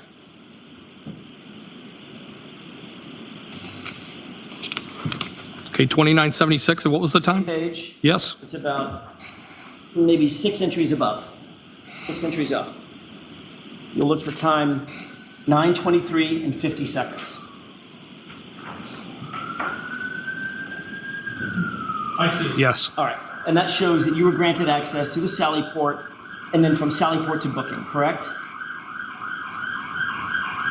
says booking to Sally Port to booking. Okay, so that's a key swipe. You either enter into the Sally Port from booking or from booking into the Sally Port. Yes, That indicate, I have no idea what the last question was. I'll see if I can make a new one up. At 9:23 and 50 seconds in the morning, you were granted access booking to Sally Port and Sally Port to booking, meaning swiped the key card in the door going from booking to Sally Port.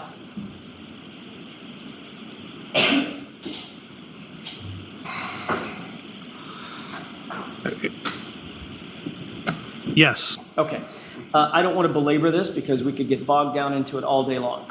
Would you have any quarrel if those logs indicated that you were moving in and around Canton PD at 9:28, 9:53, 9:53, 9:54, 9:54, 11:40, et cetera? We can look at every one of them if you want to. Well, That doesn't refresh your recollection.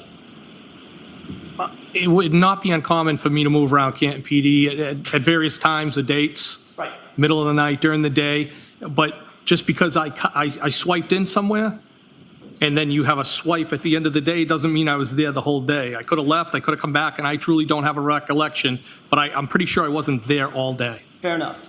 If we moved from 11:40 to 11:44, 11:45, 11:47, 11:51, 11:52, and then jump to 2:05, would that be an explanation where you might have gone out for lunch, 11:52? Could have. Okay, come back. If Yes. there's a 2:05 and 56 entry, then obviously you're there, right?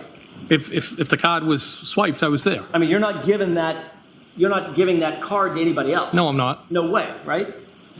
Let's just look at 2905, because I want you to be comfortable. Page 2905, and let's look at that 2:05 and 56 entry.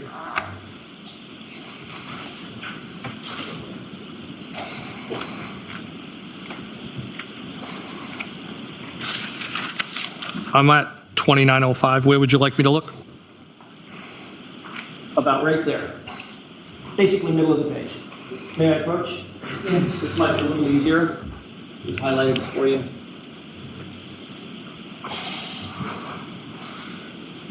I see it. Okay.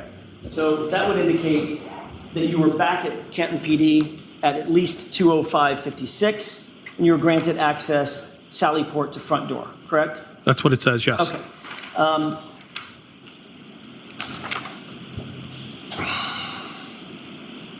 At 3:10 p.m., you called Brian Albert's brother, Kevin Albert, correct? I don't know. It's possible. Okay. I mean, I don't remember every phone call I made that day. Understood. Do you remember talking to Kevin Albert? I don't. So you don't remember what you discussed with him? No. Do you remember that it was a 12-minute phone call? No, I don't remember having any phone call, but I'm sure it's possible that we spoke. Do you remember Kevin Albert providing you any information about the ongoing investigation into John O'Keefe's death? No. Did you ask him about additional information concerning John O'Keefe's death? No. Were you providing details back to Brian Albert that you were receiving while at Canton PD? Absolutely not, no. Do you recall that 2 minutes after you cleared the call with Kevin Albert, you then called Brian Albert? It's possible. So I think the question was, do you remember? Do you remember that? Your Honor, there was a lot of phone calls made that day. It was an upsetting day. I spoke to multiple people at multiple times. I don't have a recollection. I'm sorry. For 12 minutes with Kevin Albert, correct? Yes. 3:10 plus 12 was 3:22, correct? Yes. You had cleared the call about 3:22, is that right? Yes. And then it shows a 3:24 phone call to Brian Albert then calls you at 3:24, correct? Yes. And you two speak for 6 minutes, is that right? 6 minutes, 5 seconds, yes. May I approach? Yes. Does that refresh your recollection that you made those calls? Based on the record, yes.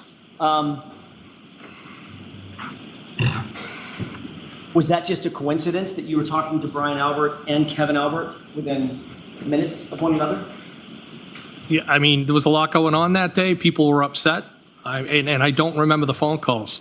I don't deny making the phone calls. I just don't remember them. Do you remember providing information that you were learning from Kevin Albert to Brian Albert? Absolutely not. If you look just below those phone calls to Kevin Albert and Brian Albert, there's 2 additional phone calls that you had with Chief Berkowitz and then Brian Albert again, correct? Yes. Mr. Higgins, it looks an awful lot like you're gleaning information from Canton PD. Were you doing that? Objection.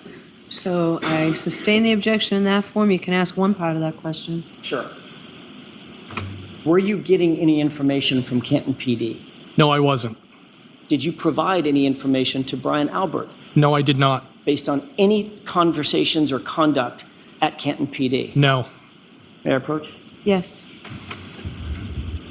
But you were, in fact, on the phone with all of those interested parties throughout the day, you'll agree.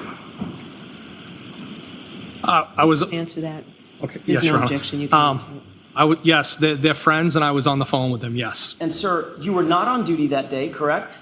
No, You are not a Canton police officer, correct? that's correct. You were not assigned to this investigation in any formal capacity, were you? I was not. As a matter of fact, you're a witness in a homicide investigation. That's your only role in this, correct? That's correct, but they're still my friends, And yes. yet you're still having conversations with Kevin Albert at Canton PD while you're at Canton PD, correct? Not about this. And you're having conversations with Chief Berkowitz of Canton PD while you're at Canton PD, correct? I had conversations with them, but not about this, And no. you're consistently through the day calling Brian Albert, aren't you? I had conversations with Brian Albert. John was found on his lawn. Yes, of course I had phone conversations with him. I want to take you back for a second to a couple of other Sally Port entries, including one at 3:57, one at 3:58, and one at 4:07. I'm going to draw your attention to 2885 and 2886.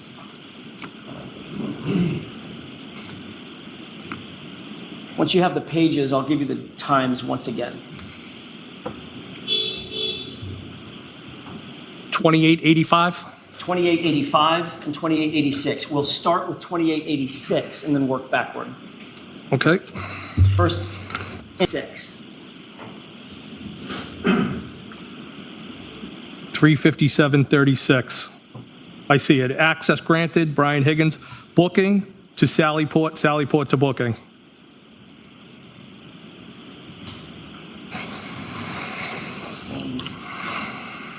Then there's one more on page 2885. Look for 40747.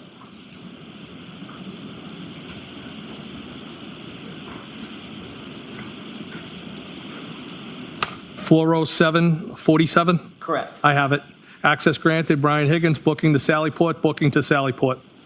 And there's no record in that document of you exiting, correct? That's just booking to Sallyport. Yes.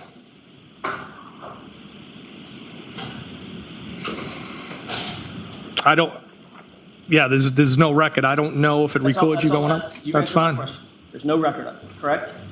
Not that I can see here, no. I'm sorry. And you're aware that that's about 90 minutes before Karen Reed's SUV was delivered to that Sallyport, correct? No, I'm not aware of that. You're aware that her car ended up in that Sallyport where you were at 5:36. I'm aware her car ended up there, yes. Are you aware that there was other evidence that was also being held in the Sallyport? Objection. Sustained. Did you see any other evidence in the Sallyport related to this case? No. Did you see a bag, grocery bag with 6 solo cups there? Objection. Did you see anything that seemed out of the ordinary there? All I would do is use that as a cut through. I did not see anything.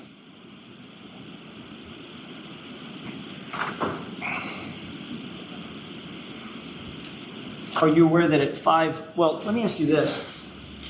You and Chief Berkowitz were moving in and through, at least in some parts of the day, in and through Canton PD together, correct? At some points we might have been together. I'm not, I mean, we weren't together all day. Matter of fact, he was also in the Sallyport around the same time you were, correct? I don't recall that, no. But the records would reflect that, right? The records that are in front of you? Objection. Sustained.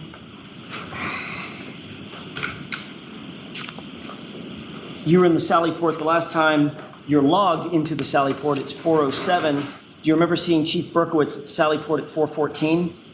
No, and if that says that I'm logged, that could be me cutting Mr. through. Higgins, all I'm asking you, I'm not asking you what you did. I'm asking you where you were. I don't know where I was at that specific time. Well, you walked into the Sallyport, we know that, If I walked in, I correct? cutting through, yes. Right. Was Chief Berkowitz in the Sallyport at 4:14? Not that I recall, no. Was he there at 4:30? I don't remember ever seeing him in the Sallyport, no. Was he there at 4:33? I don't remember ever seeing Chief Berkowitz in the Sallyport. At 4:50? Objection. Sustained. Let's move through this, please. Finally, was he there at 5:36 and 37 seconds at the same time Karen Reed's vehicle was delivered? I don't remember.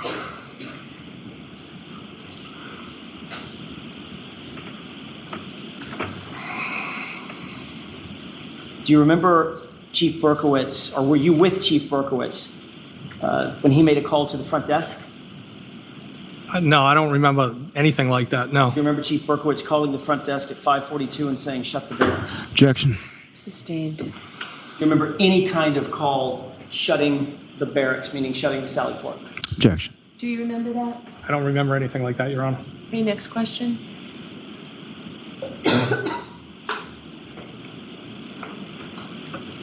You didn't leave Canton PD until close to 6 p.m., isn't that right? I don't know what time I left. Could it have been 5:50, 6 o'clock? I don't recall what time I left.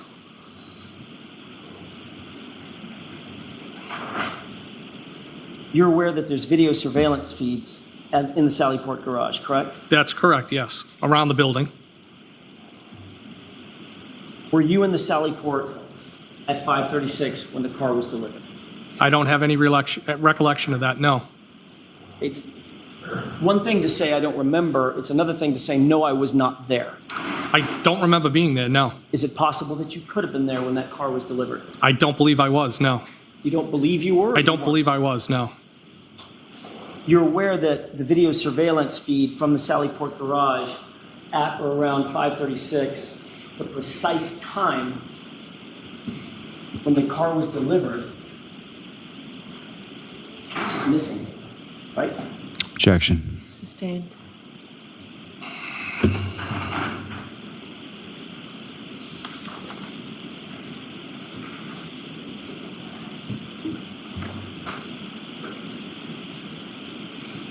Did you receive a flurry of phone calls from Brian Albert and Chief Berkowitz indicating that some taillight pieces or a taillight piece had been recovered at 34 Fairview later that evening? Objection. Sustained.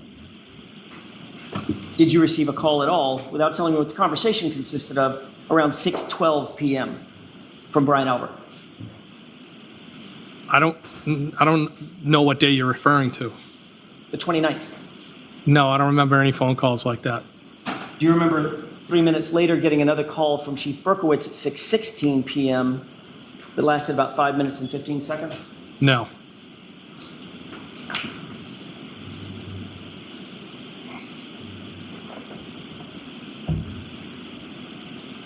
May I approach? Yes.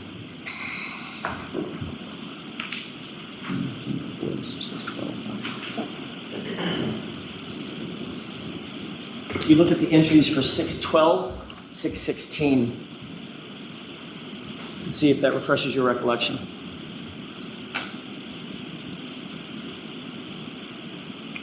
Are you referring to the, 6:12 and 6:16. okay, I see those, yes. There was a call at 6:12 that Brian Albert made to you for a duration of 1 minute and 7 seconds, correct? Yes. And right after that, there was a call from Chief Berkowitz to you at 6:16 that lasted 5 minutes and 15 seconds, correct? Yes. May I approach? Yes. Are they telling you that taillight pieces had been found at the location? Objection. Sustained. Your Honor, may we approach briefly? Okay. Okay, the interview was not at the police station. It was not, no.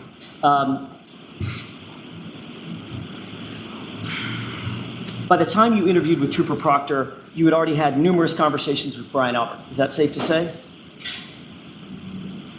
Well, the interview was with both Trooper Proctor, Sergeant Buchanan, and of course I've talked to Brian Albert because of what took Mr. place. Higgins, that was a yes or no question.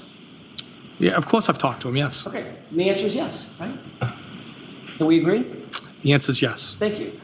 By the time you spoke with Trooper Proctor and Trooper Buchanan, you had already had numerous conversations with Chief Berkowitz, correct? Yes. You had already had numerous conversations with Kevin Albert. Yes. You had already had this meeting with the Alberts and the McCabe's over at 34 Fairview. Is that right? I went to the house.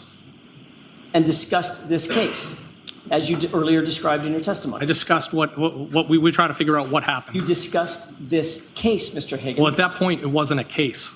Okay, I'm not parsing words about what a case is versus a matter versus an issue. You understood my question, didn't you?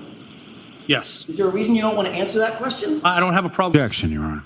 No, is there a reason, or why don't you go ahead and explain? Well, I feel he's trying to make it sound like something it wasn't. It I'm was. not trying to make it sound like anything, sir. I'm asking a question. Had you discussed this case or the issues surrounding this case with those folks? I did discuss things when I went back to the house, yes. And that was before you met with Trooper Proctor and Trooper Buchanan, correct? Yes, that's correct. You had already spent an enormous amount of time at Canton PD. We've just gone through those records. Is that right? I have been at Canton PD, yes. And you had been able to talk to, you had access at least to all the officers, correct? What do you mean by, can you Anybody that was coming and going at Canton PD. access for what purpose? Just to walk by them, to hear what they were saying, to see what they were doing. Yeah, it's not what I was doing, no. I'm not accusing you of doing anything. I'm saying you had access to the individuals within the Canton PD, correct? To interact if needed, yes. And very obviously, you had access to the Sally Port. I had access, yes, and that's a cut-through I used all the time. And anything that was in it. Correct? I wouldn't need anything in it.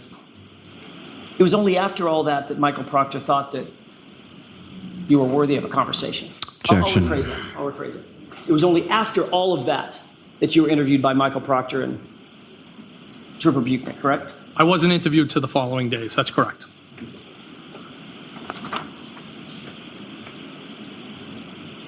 At some point on February 4th, Chief Berkowitz called you to personally inform you that he had personally found taillight at 34 Fairview. Is that right?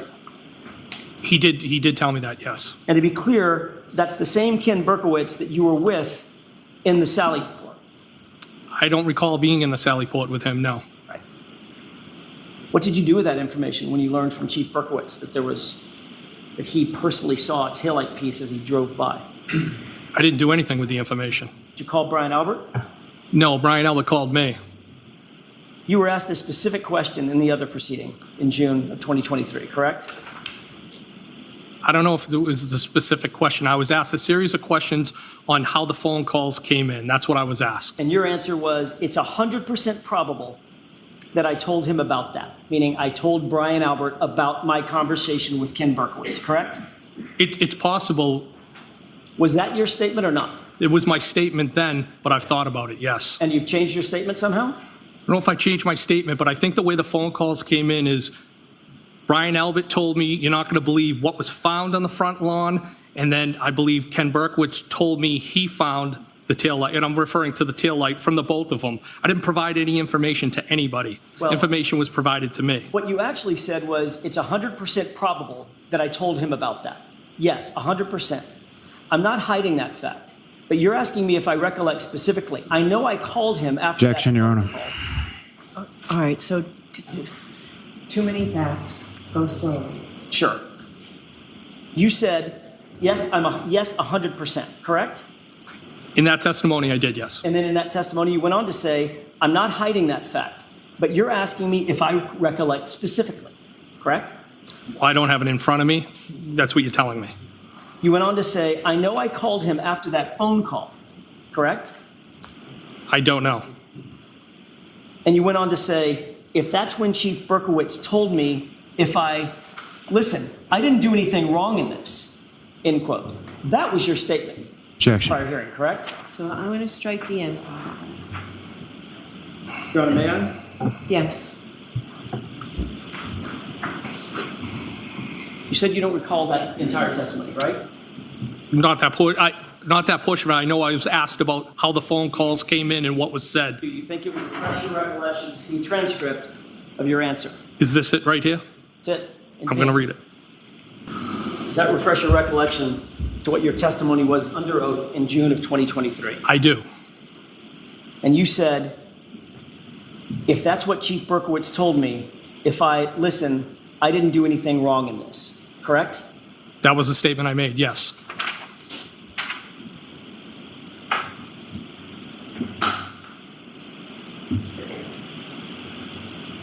Why did you say Listen, I didn't do anything wrong in this. Objection. Why'd you say that? Because I felt they were being accusatory, and I was trying to explain what was going on, and what I had said over that was, I believe what I said, something to the effect, I can't be 100% positive. And then when I went on to say, it's probable. But I felt like they were being accusatory, and I was trying to explain how the phone calls came in. I've had time to reflect about it after that, since that testimony, and both that information about the taillight that was found was provided by each person. I didn't provide any information to anybody. Next question. Thank you. You said, look, I didn't do anything wrong in this because it looks like you and Ken Berkowitz were colluding to provide information to Brian Albert, correct? Objection. Is that correct? Absolutely not correct. That's And wrong. you knew that was going to look like collusion, which is why you said, look, I didn't do anything wrong in this. Objection. Objection sustained. Mr. Higgins, if you wanted to get rid of, and you've dealt with cell phones and electronic devices in your career many, many times, correct? Over my career, yes. You've probably even written search warrants for them, things of that nature, right? Yes. If you wanted to destroy evidence on your cell phone, what kind of steps might you take to do that? Objection. If you wanted to just get rid of information on your cell phone that would be unrecoverable, what steps might you take? Objection. Sustained. Do you know how to get rid of information on your cell phone? Objection. That's allowed. You can answer that. Do I know how to get rid of information? I mean, I think there's different ways. You could wipe your phone. Anything else? You could wipe your phone. Good. Factory reset. Factory reset might be one, wiping your phone, taking the SIM card out. I don't know that the SIM card's going to take information that's on the phone out. So that might be one avenue. You could break the SIM card in half or snap it, correct? It could, yes. You know that the SIM card stores an enormous amount of data. The phone's just a brick, right? No, I don't know that. Okay. You could also, if you take the SIM card out, you just get rid of the phone somehow, right? Just destroy it. Yes. Might even consult with some kind of an expert to help learn how to permanently erase things from a phone, like a forensics expert, for instance. Objection. Sustained. On Saturday, January 29th, you spent much of the morning at Brian Albert's house, and then the rest of the day variously at Canton PD. You would agree with that, correct? No, you said I spent much of the morning at Brian Albert's house? Correct. In other words, you went over there at whatever it was, 7:50, 8 o'clock, something like that, and then until about 9 o'clock. No, I got over there around 7 o'clock, and I was there less than an hour. I wasn't there most of the day. Okay, I never fair went back there. So you spent time at Brian Albert's house, then much of the rest of the day at Canton PD, correct? Yes. And then the very next day, that Sunday, you called a friend of yours, a guy named Matt Kelch, didn't you? Yeah, he's my best friend, And yes. he's a special agent with the FBI, isn't he? No, he's not. Was he then? He's never been a special agent with FBI. He's a special agent with ATF. My mistake. I thought he was with the FBI. He's a federal special agent, He's a coworker of mine, yes. which makes him a federal special agent, right? An ATF agent, yes. And does he work for or have access to the Regional Computer Forensics Lab? Yes, he works over there. Okay, that's the FBI Regional Computer Forensics Lab, correct? Yes. That's how I got my mistake. I apologize. Well, I just want to make sure the record's reflected correctly. You and me both. So you reflected it correctly. So Matt Kelch is an ATF agent who works at the FBI Regional Computer Forensics Lab, correct? Yes. And he's an expert in digital forensics, is he not? He has a level of expertise more than myself, And yes. he's one of your best friends. He is my best friend. You spoke to him about the death of John O'Keefe, did you not? Yes. And you asked him for a personal favor, sort of off the books, correct? Objection. In that form, I'll sustain you. Did you ask him for a personal favor? No. Did you ask him to show you or consult with you how to pull things off of your phone that you decide to get off your phone? I asked him how I could pull text strings off my cellular telephone for the purpose of providing them to law enforcement. This was not in connection with any case that he was working, correct? Correct. It was not in connection with any case you were working, correct? Objection. Objection sustained, but you already answered. I'll strike that answer. Second question you can answer. Is this in connection to any case you? No, Your Honor. Next question. But you asked your friend to utilize his resources to teach you how to extract certain information off your phone? Is that what you did? I asked him if it was possible to get this off, if there was a method to get this off my phone so I could provide it to law enforcement. And that information was selected by you, correct? Two particular text threads, yes. Right. In other words, there was nobody else that was picking and choosing what to get off your phone. That was just you. It was me, yes. And the reason you did that, Mr. Higgins, is that you wanted to control and limit the amount of information that was pulled off your phone, right? Objection. Is that why you did it? No, I did it because I wanted to provide it to law enforcement, Your Honor. Okay, next question. But you could have just provided your phone to law enforcement and let them image the entire thing, correct? I guess that was an option, yes. And you knew that was an option at the time. And you're a trained ATF agent. What's the question? You knew it was an option to just hand your phone over. Just pick it up and give it to them. And there was also an option to provide it to them as well. Right. But you chose the one that you got to select the information, not the one where they would get everything, correct? Objection. Sustained as to that form. Did you actually go to the FBI computer forensics lab? Yes. Let me correct that. I didn't go to the lab itself. I went to a kiosk, what they refer to as a kiosk on the first floor over at FBI. Okay. And all local PDs, law enforcement have access to that. And that's obviously, It's an unrestricted area. You can be in there, as I understand it, unaccompanied if you're local law enforcement. It's on the first floor. that is a federal facility, however. Yes, it is. Did you utilize any computer or any data extraction machinery, if you will? A computer or something to extract this data? Well, it was a machine. I don't know what it's called. Okay, fair enough. I'll use the word machine. I don't know what it's called either. So you hooked that phone up to a machine, correct? Yes, And that machine belonged to the FBI. It didn't belong to you, is that right? that's correct. So that was a federal resource, not for anything having to do with any official case that you were working. Isn't that right? Objection. So I need to see you. I know this is time-consuming, but I need to see you. Mr. Higgins, you indicated that the phone was hooked up to some sort of machine at the FBI kiosk, correct? Yes, You're aware, sir, that under 5 CFR 2635.702, you may not use your public office for your own personal or private gain or for the gain of persons or organizations with which you are associated personally under pain of a federal offense, correct? Sir, notwithstanding those regulations, you utilized the services of Matt Kelch as a friend and a colleague, but utilizing federal resources to pull information off your phone, correct? Objection. Sustained as to that form. In fact, you were successful in getting information off your phone, which is the text that you turn over to the Commonwealth, correct? Objection. In that form, you're almost there, Mr. Jackson. That form was improper. The information that was ultimately pulled off your phone was the information that you selected and you and Matt Kelch worked together to get off your phone, correct? Objection. Is that correct? no, Your Honor, if I could explain. Sure. He walked me through on how I could pull the text string with John O'Keefe and the defendant. He walked me through the process, how to use the machine. And then you did that.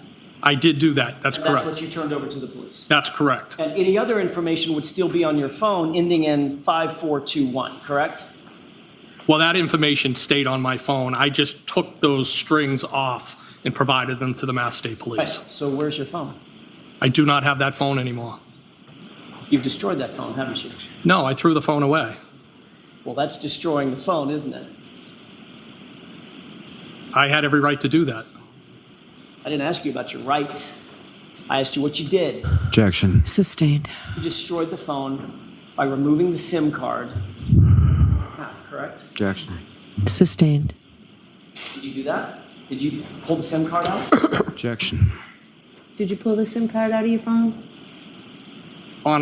Your Honor, to the best of my recollection, if I did take the SIM card out, I would when I threw it away, if I was going to take it out, I would break it or cut it. but I did not wipe the phone. I did not take anything else off it. But if I was going to throw the phone away, that's what I would have done. Okay, You know, as an ATF agent with electronic data experience, when you pull the SIM card out and break it, and then throw the phone away and the SIM card away, you don't need to wipe the phone. Objection. sustained. Mr. Jackson, that's it. Your Honor, One more question. I can do this in 30 seconds, I think. You were aware that that there was a court order that you not alter, delete, or destroy, or in any way manipulate your phone or the electronic data associated with it, correct? Objection. As to what date? As of September 23rd, I'm sorry, September 30th, 2022. Objection. Okay. I don't believe that's what the court order was. I think it's Your Honor, I can with, make a quick offer of proof. That's exactly what it was that he was notified. Were you aware of that? Was that your understanding? What's the question exactly, Your Honor? I'm sorry. Ask the question again. Sure. Were you served with a copy of a notice on September 30th, 2022, that you not alter or destroy or manipulate anything on your phone on September 30th? I was served an order, yes, that's correct. And isn't it true, in another hearing, you explained that on September 29th, the day before you claim you got that notice, you changed phone carriers and changed phone numbers And I maintained the phone. until you didn't, when you destroyed it a month later by pulling the SIM card out and throwing it away, correct? objection. Sustained. Did you do that in October? Did you destroy that phone? Objection. Sustained. Did you pull the SIM card out of your phone, Mr. Higgins? Did you? It's possible that I did. I believe that's how I've testified, yes. You testified It's at a previous- possible that if I took it out, that it was either cut or broken. It's not just possible. So that, And that would have been after the date the order was already denied. Mr. Higgins, I have one question left. One question. Did you, Mr. Lally already standing. I haven't even started. have a seat, Mr. Lally. Go ahead. Last question, Mr. Jackson. Quiet, please, quiet. Mr. Higgins, very simply, and then we're done. Did you remove the SIM card for that phone, drive onto a military base, throw the SIM card in one dumpster and the phone in a different dumpster? That is not correct. Did you testify that? Was your one question, Mr. Jackson? Sir, you provided to investigators what you claim were the complete text exchanges between yourself and Karen Reed and yourself and John O'Keefe, correct? What I provided was the complete, I let them know that it was a complete exchange between myself and the defendant. And I said that I may have had other text strings at other times with Mr. O'Keefe. I'm going to proceed to ask you a series of questions which call for a yes or no answer. Can we agree that you'll answer yes or no to those questions? If I can answer yes or no to the best of my ability, I will. All right, I'm going to keep the questioning very simple, sir, okay? You did not provide to investigators any other text messages between you and anyone else. That's correct. In September of 2022, you were served with a preservation order for your phone, were you not? Yes. After September of 2022, you never received anything in writing that canceled or lifted that preservation order, correct? That's correct. After September of 2022, you made the decision to dispose of your phone without consulting anybody about the decision to throw out your phone, correct? Yes. Before you threw the phone away, you did a factory reset of it, did you not? No, I did not. Well, you've previously testified that you testified in another proceeding on June 1st, correct, of 2023? Yes. Prior to that June 1st testimony, you met with some people and gave a statement on May 5th of 2023, did you not? I did meet with them. I don't know if that was the date. Okay. It was prior to June, correct? Yes. All right. May 5th doesn't sound wildly inaccurate, does it? No. And when you met with those people on or about May 5th, we'll say, or whatever date it was prior to June 1st of 2023, you told them that you did a factory reset of your phone ending in 5421. Did you not? I don't recall that, no. I don't recall making that statement. You don't recall what you said about the factory reset during that interview, we'll call it, in May of 2023, correct? That's correct. May I approach, Your Honor? Yes.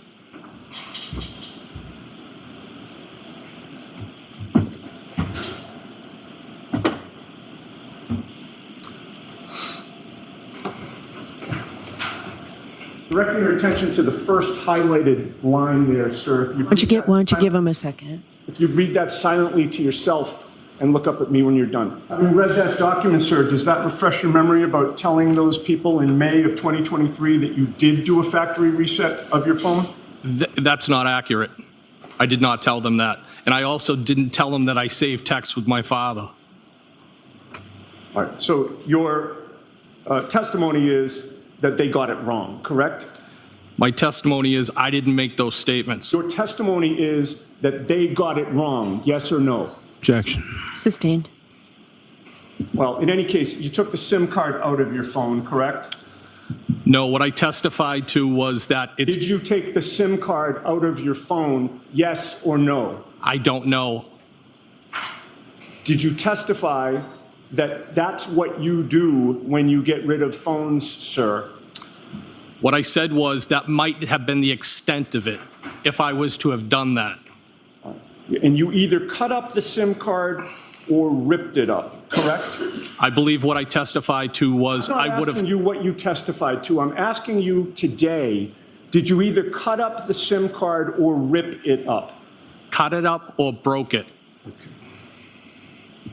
And you will agree with me that cutting up or breaking the SIM card destroys the SIM card, does it not?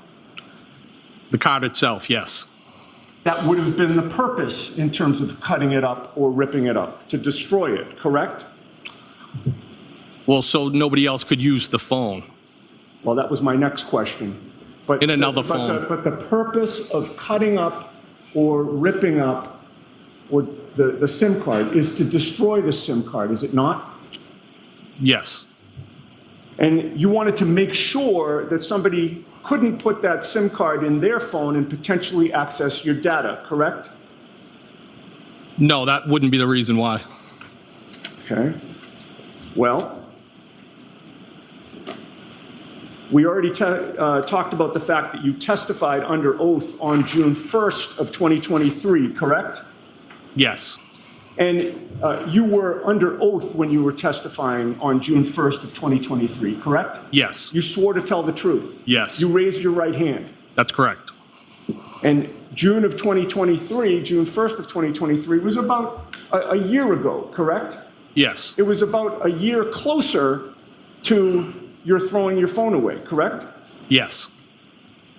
And in that testimony that you gave in June 1st of 2023, did you say the following, quote, I made sure that somebody couldn't put it in their phone? Yes, I did say that. In fact, by either cutting up or ripping up your SIM card, you also knew that that SIM card couldn't be put back in your phone either, correct? Yeah, I believe that would be correct. And you'll agree with me that you took that destroyed SIM card and put it in a trash bag, did you not? I believe it went in a trash bag, yes. Well, you used the passive voice. It went in a trash bag. Did it fly out of your hand unexpectedly into a trash bag, sir? No, sir. It would have been disposed of with the phone. No, I understand. But are you reluctant to say that you put it in a trash bag, sir? Objection. Can you answer that? Are you reluctant to say that? No, Your Honor, I put it in a trash bag. Or with my And trash. then you also took your phone, now without the SIM card, and you put that in the trash bag too, did you not? Yes, sir. Then you drove to a military base and you threw both the destroyed SIM card and the phone into a dumpster, did you not? Well, I was cutting through the base, and I believe how I Did you testified drive was to a military base, sir? I was cutting through a base, yes. Did you drive to it? Yes, sir. And then you put both the destroyed SIM card and the phone itself, which were in a trash bag, into a dumpster on that military base, did you not? I believe that's what I did, yes. And as you were driving away, you knew that that destroyed SIM card and the phone would be gone forever, correct? Yes, I threw it away. And before you drove away, you did not transfer anything from your old phone to the new phone, correct? That's correct. You lost all of your photos on that phone, did you not? Whatever photos I had on there, I did, yes. You lost all your videos on that phone, did you not? To the extent if I had any. You lost all of your other text messages besides the ones that you had with Karen Reed and John O'Keefe, correct? That's correct. And you knew that you did have text messages on that old phone with Kevin Albert. He's a friend, most likely. You also had text messages on your phone with Nicole Albert. Most likely, yes. And you had text messages on your phone with Brian Albert. Yes. It was important to you that no one see those text exchanges that you had with those three members of the Albert family. Objection. I'll let him have it. No, sir, that's not true. You took no steps to preserve those text messages, did you? That's correct. You did not ask your friend Matt Kelch, the agent, to help you extract those text messages, did you? That's correct. And when you went to that machine, you did not extract them yourself, did you? He walked me through it. I did do the extraction. You did not extract the 3 strands of text messages with Nicole Albert, Kevin Albert, and Brian Albert to preserve from that machine, did you not? No, I did not extract those. So the only place you knew they existed was on your old phone, correct? Yes, that's correct. The same phone that you put into a dumpster on a military base with a SIM card removed from the phone and destroyed, correct? Well, I did throw the SIM card and the phone on the military base. Right, and the SIM card was destroyed. You've already testified to that. I said to the extent of if I did that, I would have done that. And we're talking about the actual phone that would have had your text messages, again, with Brian, Nicole, and Kevin Albert, correct? Yes, because the motion was denied. Well, you've already testified, sir, earlier that you never received anything in writing that either canceled or lifted the initial preservation order, correct? That is correct. You knew when you were throwing that phone and the destroyed SIM card in the dumpster that from that day forward, no one would ever be able to access the content of what you and Brian Albert had discussed by text messages on your old phone, correct? Anybody. I have nothing further. Back to Canton PD. Did you at some point recover some videos or a series of electronic data that purported to be videos from Canton PD in furtherance of your investigation? Yes. And to whom did you deliver these videos, and whom were they requested by? The initial request was by Michael Proctor. I delivered them to him. Okay. Since that delivery, have you seen these videos? Yes, I have. Okay. Just to establish the foundation so we know what we're talking about, did you see on some of the electronic devices that you picked up in furtherance of this investigation video of somebody outside, now we're the outside cameras or outside camera view at Canton PD at about 1:30 in the morning on January 29th, 2022? The digital video, one of the collection items. It wasn't a device. It was, well, I guess it is a device, but the digital storage that was collected had video from external view of the PD. I do not remember specifically seeing an individual, but Okay. I did Do you review remember it. being of the parking lot area, at least one of them, one of the clips being of the parking lot area outside Canton PD? I don't remember seeing outside parking lot. I'd have to see it. I understand. Do you remember another clip being of the outside sally port with a pedestrian door?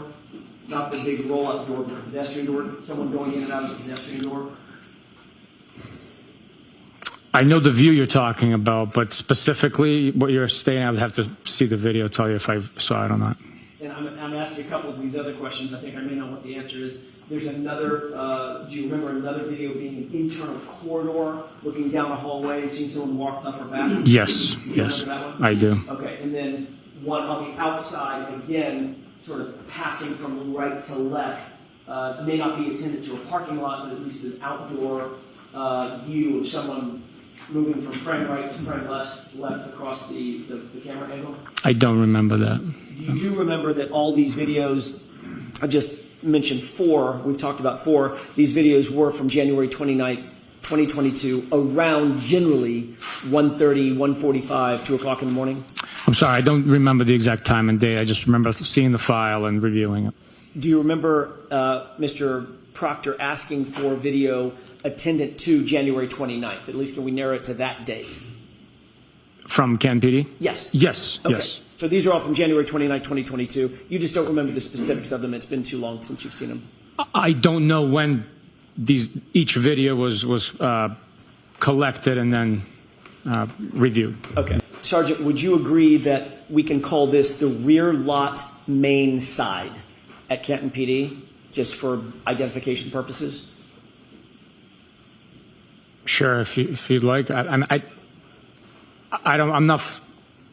don't know which side this is, so I can't argue with you about the location. So Okay. I'll agree with you that we can call it that. Great. It looks like a parking lot. There's cars. Yes, yes, sir. Okay. Just for purposes of, so it doesn't get complicated, we'll call this rear lot main side. That doesn't mean anything unless you adopt it. So just for identification purposes. Thank you. If we could move to runtime 1:26:32. Okay. With the course permission, may I play it at this point? Okay. Thank you. Stop. Did you see a car pass in front? Yes, sir. Okay. What kind of car did that look like to you? It looked like a 2-door Jeep Wrangler with a plow on it. Okay. Let's go ahead and play it.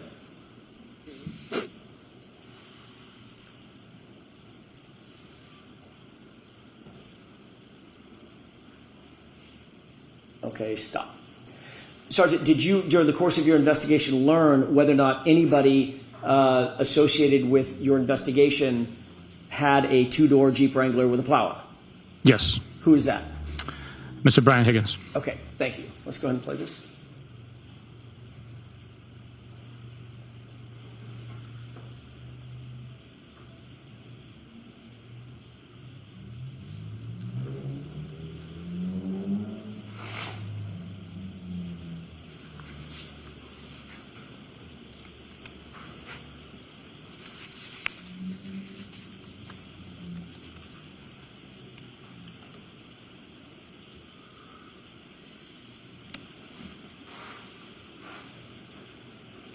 Okay, stop. Sir, do you see a person who appears to have alighted from the car, Yes. from the Jeep?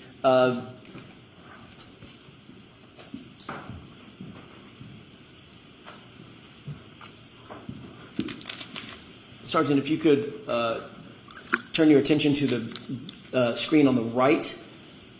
Does that appear to be the location of the person that you're describing? That's the individual that came out of the vehicle, yes. Okay.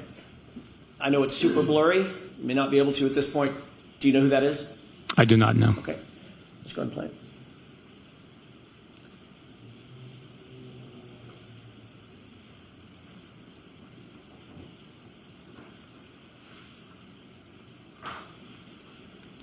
Okay, stop. All right, did you see the person walk off the screen? Yes. Did it appear that that person had something in his or her hands? Possibly, yes. Okay. Before this is played, Sergeant, do you recognize what's depicted in this photograph? I do not know. Okay. Let's go ahead and play this. Stop. What do you see on the video at this point? An individual crossing the frame with a couple of cars parked, one of which has a plow on it. Does it look like an exterior video?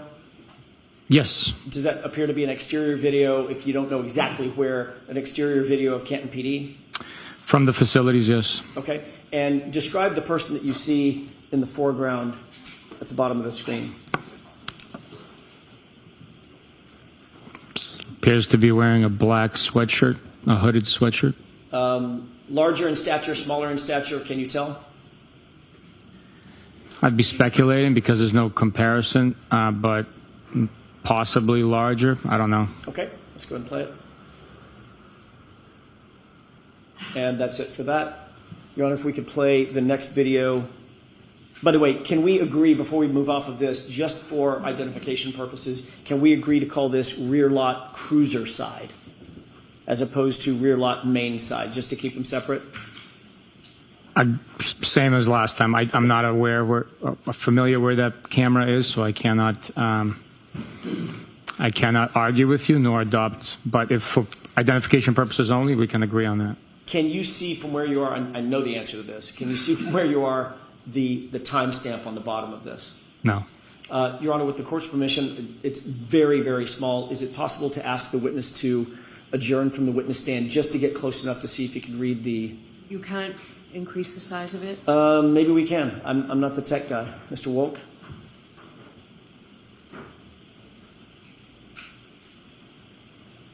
Magic. Wow. I didn't even know he could do that. Okay. Can you read that? Yes, it says rear lot cruiser side. Okay. What about the time? The timestamp reads 1:27:41. Do you see a date? Yes. What is that date? 1/29/2022. Thank you. This was my fault. Your Honor, if we could move back to rear lot main side, I'd like to do the same thing. I failed to ask for the time and date on that one. Is it possible to see from there the time and date? Yes, the time is 1:27:32 a.m. and the date is 1/29/2022. Thank you. Okay, if we can move to the third clip. The timestamp designates this camera angle to be? It appears to be church side, and I can't read the third word there. Exterior? Oh, yes, exterior. Sallyport. Okay, and if you could tell the jurors what you see in terms of the time and date? The time is 1:27:43 a.m. and the date is 1/29/2022. Thank you. Mr. Wolk, if you could play that with the court's permission. Okay.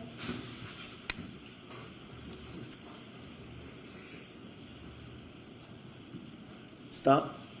Do you see a person in that video? I do. Although it's somewhat blurry, can you describe that individual for us, please? Individual wearing dark clothing, possibly.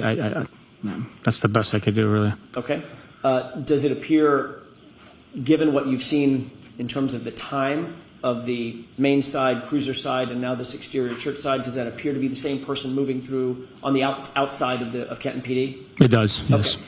And what are we looking at here, by the way? What is this door he's about to walk into?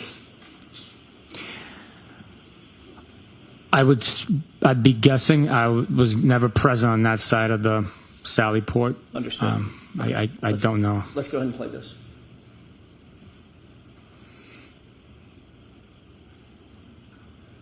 Okay. And for the final clip, can you see what that is designated as that camera angle? Yes, it says first floor corridor, and the time is 1:28:03 a.m. on the 29th of January, 2022. Okay.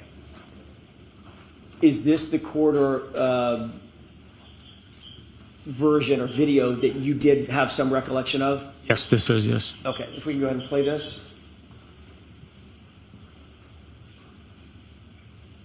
Stop. Do you recognize the person in this video? It appears to be Mr. Brian Higgins. Okay. And what is he wearing? Describe it for the jurors. Black sweatshirt with some sort of logo on the front. It appears to be blue jeans, and it's really blurry for me. There we go. Yes, now I can see it. 1:34:15, if I'm not mistaken. AM. Okay, fair enough. And let's go ahead and play this all the way through.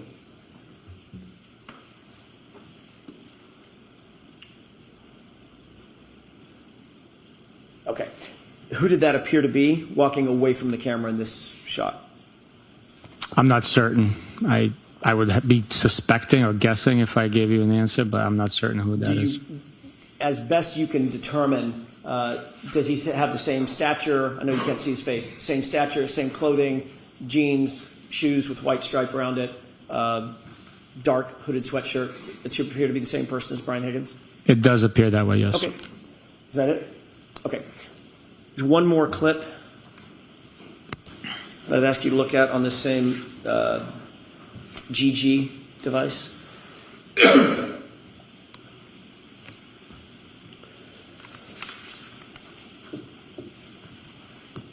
Okay.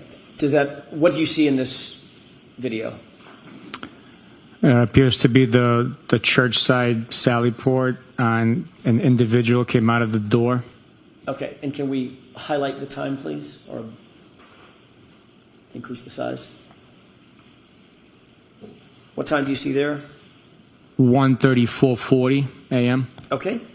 If we could go ahead and play this through.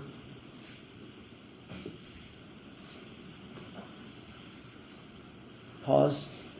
Does it appear from this video that the person has anything in his hand?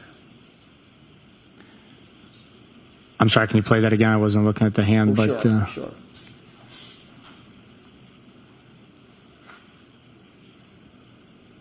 I really can't tell. Okay.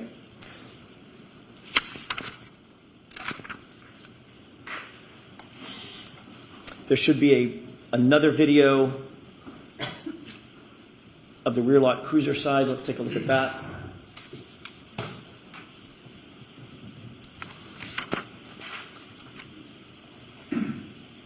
Pause. What do you see in that video? It appears to be an individual wearing a black beanie hat, black dark colored sweatshirt with some design on it, and something illuminating by his face. Can we enhance the time, please? What time is that? It says 1:34 and 53 seconds in the morning, a.m. And if you could move the screen over to the individual. Mr. Wolk. Does that appear to be the same person? It could possibly be, yeah. And does it appear as something in his hands up to his face, the right side of his face or ear? Yes. What do you think that is? It's consistent with a cellular device, possibly a phone or a tablet. Okay. If we could move on, please. Play that through.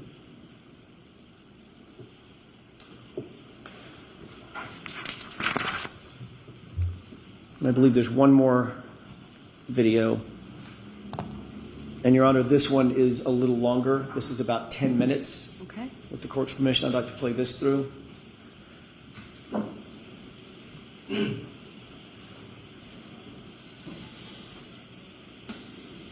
stop. Do you see a person in the video walking from screen right to screen left? Yes. Did that person appear to have something in his right hand? I can't tell. I can't see his right hand. Okay. When he first walked into the screen, could you tell? I couldn't know. I'm sorry. Mr. Wolk, could we back that up with the court's permission about 2 seconds? Okay. Stop. Did it appear as something in his hand? It's a possibility, yes. Okay. And just for, I'm going to ask you for 2 times when we start and when we stop. What's the time on this video at this point when he walks into frame? 1:35 and 8 seconds in the morning, a.m. Okay. And let's go ahead and play this through.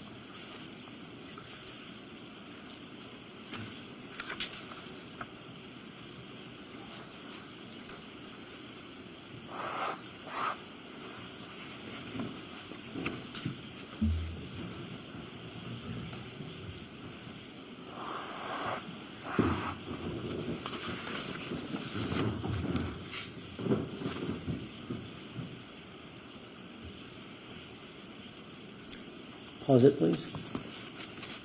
Sergeant, at this point, do you see a person walking into the frame into the video from frame left to frame right? Yes. Okay, go ahead.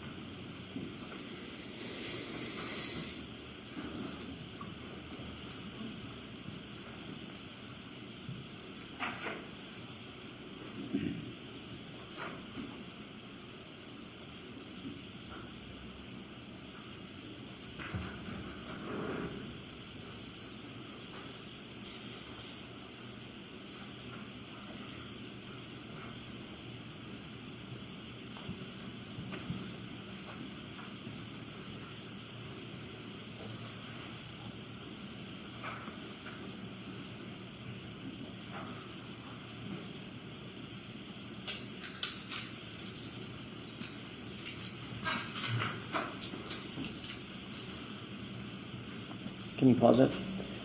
Did you see something happen with the vehicle next to the Jeep in the last few seconds? Yes. What was that? It appears as though the headlights are activated. Okay, let's go ahead and play it.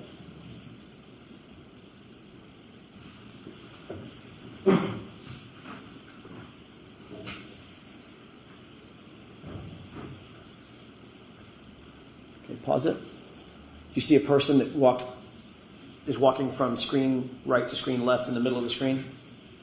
Yes, he just, or she just appears to have closed the door on that vehicle next to the plow.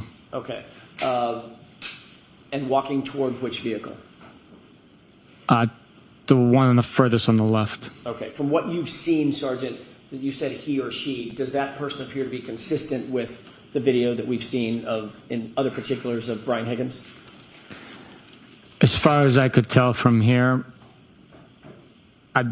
he The individual accessed Brian Higgins' vehicle, so I'd be speculating with the whiteout conditions or near whiteout conditions. It's tough to tell. But no reason to believe it's anybody other than Brian Higgins accessing Brian Higgins' vehicle? No, Okay, no. let's go ahead and play it.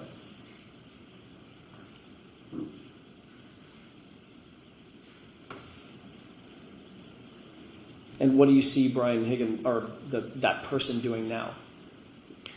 They accessed the vehicle on the far left. Okay.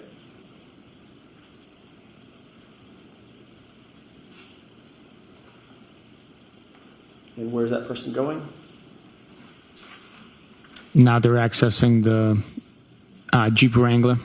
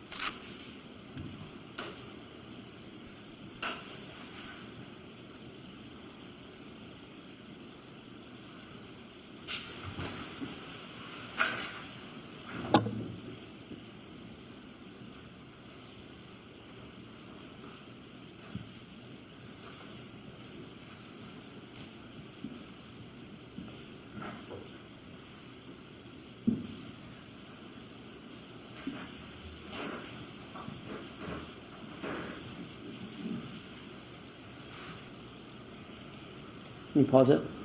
Where does that individual appear to be now in the video? Last I could tell, they might be by the Jeep Wrangler. Before that person got to the Jeep Wrangler, was he standing by the vehicle on the far left? SUV or truck? It appeared that way, but with the heavy whiteout snow that night, I can't tell exactly what they were doing. Did you see anything in his hand, like a bag or a satchel or a duffel bag or something, when that person walked from this vehicle over to the Jeep? I did not notice, no. Go ahead.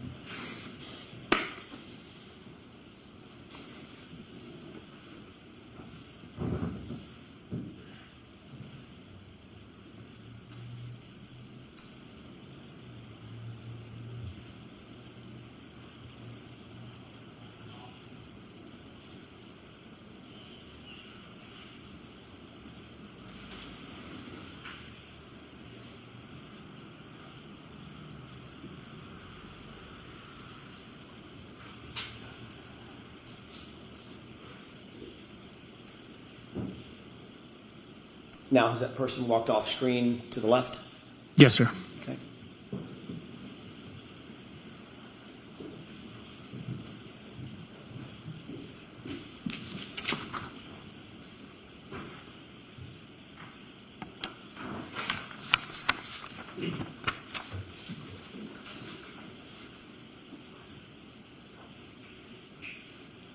Do you see that person entering screen from screen left? Yes.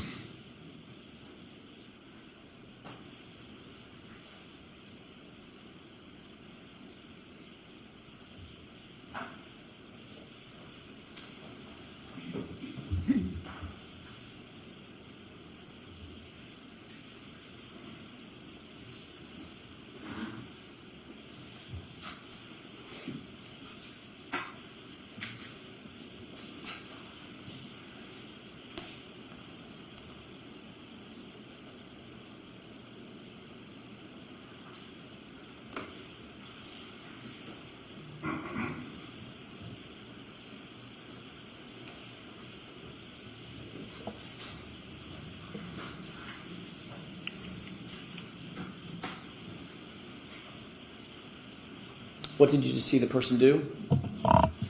They were carrying possibly like a snow broom, walking from left to right.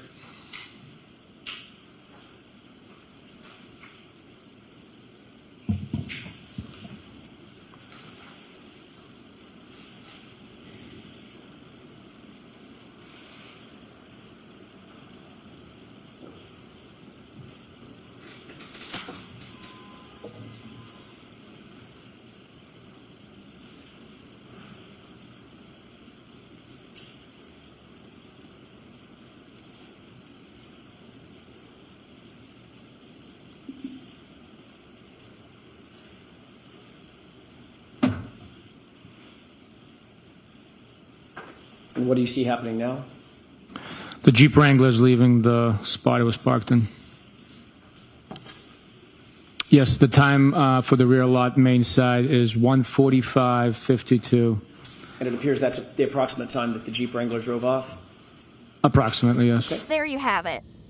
This shows that Higgins was very much at the center of this investigation and clearly should be the suspect number one. He was there that night. He was parked in front of the mailbox. He left shortly after John walked in to the house, and he went to the police department to move cars, yet he never moved cars. He has a lot of suspicious behaviors, like throwing his phone and the SIM card away at a military base. He lies about his phone calls, lies about his text messages, communicating with all the key players while walking around the police department all day on his day off. He is the only one that had a motive to kill John O'Keefe. I wouldn't say it's premeditated, but it's clear to me that he was attacked by Higgins as he walked into 34 Fairview. And then the dog attacked him. Karen went home and realized he never came home. It wasn't until she said, "Oh my God, could I have hit him?" and mentioned her cracked taillight that was caused from backing into John's SUV in the driveway. On camera, we all saw it. Did they start a conspiracy to frame her? What do you think? Add your comments below. Tell us what your theory of the case is. Do you think Higgins is suspect? And why is the Commonwealth not calling Higgins this time? Why is he not being called as a witness? Why did he lawyer up early in the investigation? And why did he plead the fifth and doesn't want to testify in the retrial? Interesting.